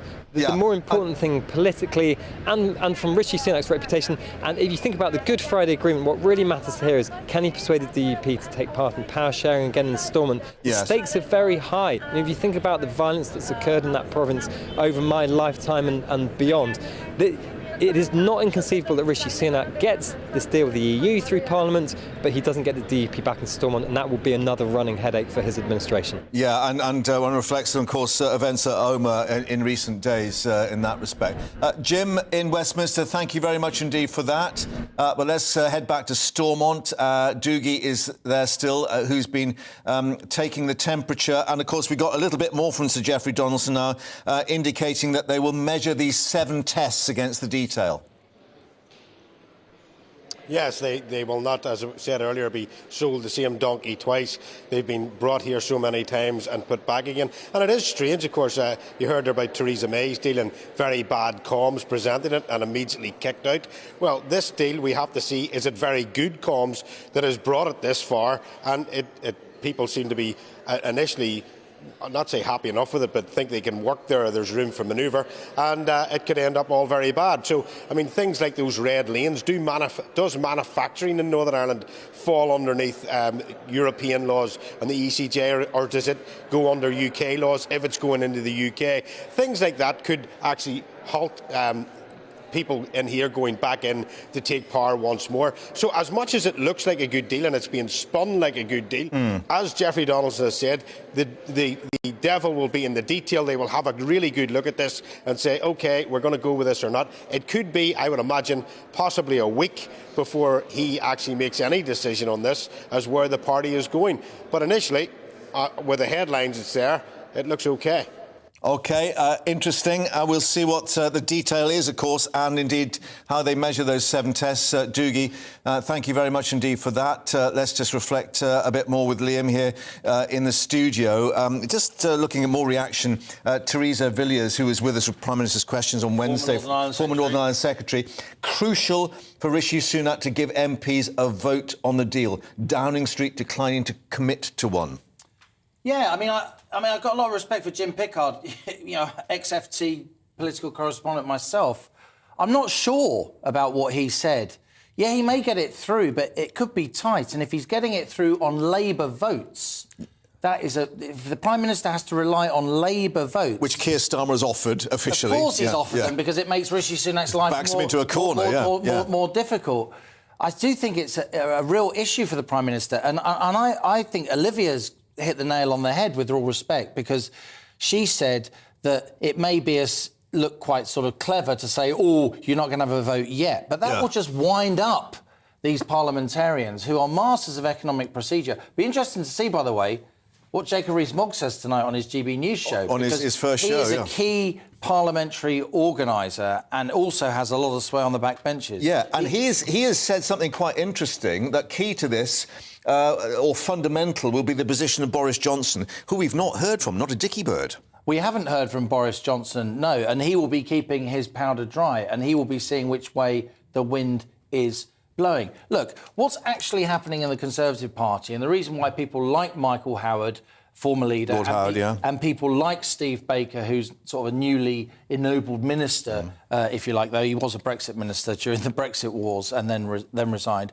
What they are betting on is that the public is just so sick and tired of this that they just want it resolved. Get it done. And they will be saying now to the likes of Mark Francois, who is the chairman of the ERG, David Jones, who's the deputy chair of the ERG, and indeed the DUP, they will be saying, look, let's just do this for now. It's better than where we are. Let's eat the elephant in chunks, and we will reopen it again in a few years' time. And here's another interesting fact that Lord Howard attested to, that an election is not that far off. And surely the Tory party cannot afford to get rid of another Prime Minister, another leader. The mechanism is there. Look, we've got these mad rules in the Conservative Parliamentary Party at the moment whereby all you need is 15% of the backbenchers to spark a leadership election. There was meant to be a safeguard, a check and balance on that once somebody'd been in a leadership election once, then you had to wait another year. But that has been basically waved away. They threatened Theresa May with changing that rule. Rishi Sunak, of course, hasn't been subject to a leadership election at all. Yeah. Remember that? Yeah. He was in a leadership election, he lost it to Liz Truss, and then after the tumultuous nature of her premiership, he was sort of bundled in through the back door without Tory party members having a vote on it. It was almost a coronation. So there may be some people in the parliamentary party who have got the stomach to test out Sunak's leadership, even with the vote. But the Tory grandees, the likes of Michael Howard, will be saying, no, no, no, we would just look ridiculous in front of the public if we do that. They're sick and tired of rollercoaster politics. Yeah, indeed. Thank you for that assessment. What about your assessment? Plenty of views coming in our inbox. Don't forget you can email us gbviews@gbnews.uk. Michelle from Belfast. Why is Sunak agreeing a deal with the EU before agreement with Northern Ireland? Exclamation mark. They're deliberately making things difficult. Pat, how shoddy to keep the public and Parliament in the dark until this deal is done. That's the sort of folk you get when they take a job by stealth and support removing a democratically elected PM. Just been talking about that. For Labour to support it without knowing what it is, it's disgraceful. Martin, what great news. Getting nearer to the EU on trade is a huge step in the right direction. Well done to those who put in the hard work. Hopefully a free vote and a return to the single market customs union might be next on the agenda? Question mark. Well, that's another bridge to cross, isn't it? Thank you for your views. Keep them coming. We'll have the very latest from Windsor, from Westminster, and, of course, from Stormont. Stay with us. Hello again. It's turned into a cloudy day for many, but there is some sunshine out there, and where we've got the sunshine today, a decent chance of seeing the aurora borealis tonight, especially if you're in the north. That's where conditions will be favoured, and that's also where there'll be some decent clear spells. Western Scotland, the likely place for some decent clear spells and a good viewing of the aurora. Perhaps some breaks in the cloud there for Northern Ireland, allowing likewise some decent conditions for aurora spotting. Further south, there will be some breaks in the cloud for southern counties of England and South Wales, but it's unlikely away from the North Norfolk coast, for example, that you'd be able to see much from an aurora without a specialised camera. And where we've got the clear skies, of course, not only will you be able to enjoy the northern lights, but there'll be a touch of frost in places as we start off Tuesday. Otherwise, a lot of cloud feeding into the east and some central areas, as well as Wales, as we start off Tuesday. Frost-free where we keep the cloud overnight, but also quite a number of showers, I think, developing during Tuesday. A lot of these showers feeding into the east and north of England, quite a number pushing into the Midlands, and one or two coming further south into southern England, as well as South Wales. Temperatures up at 7 to 9 Celsius, feeling colder than that in the breeze around the North Sea coast, but actually light winds and clear skies through the day for Western Scotland. A very pleasant day here. We'll keep the clear skies into Tuesday night. Under those clear skies over the next few nights, I think temperatures will dip well below freezing for parts of the Highlands, and there'll be a touch of frost in the south again as we start off Wednesday. That's where the brightest conditions will be. Otherwise, again, a lot of cloud in the forecast. Some showers feeding into the east of the UK, one or two making their way further west, for example, into North Wales. But actually, some parts of the country not seeing any showers at all, most likely towards the far south, the far west and the far northwest. Very similar conditions on Thursday and into Friday, with high pressure sticking around.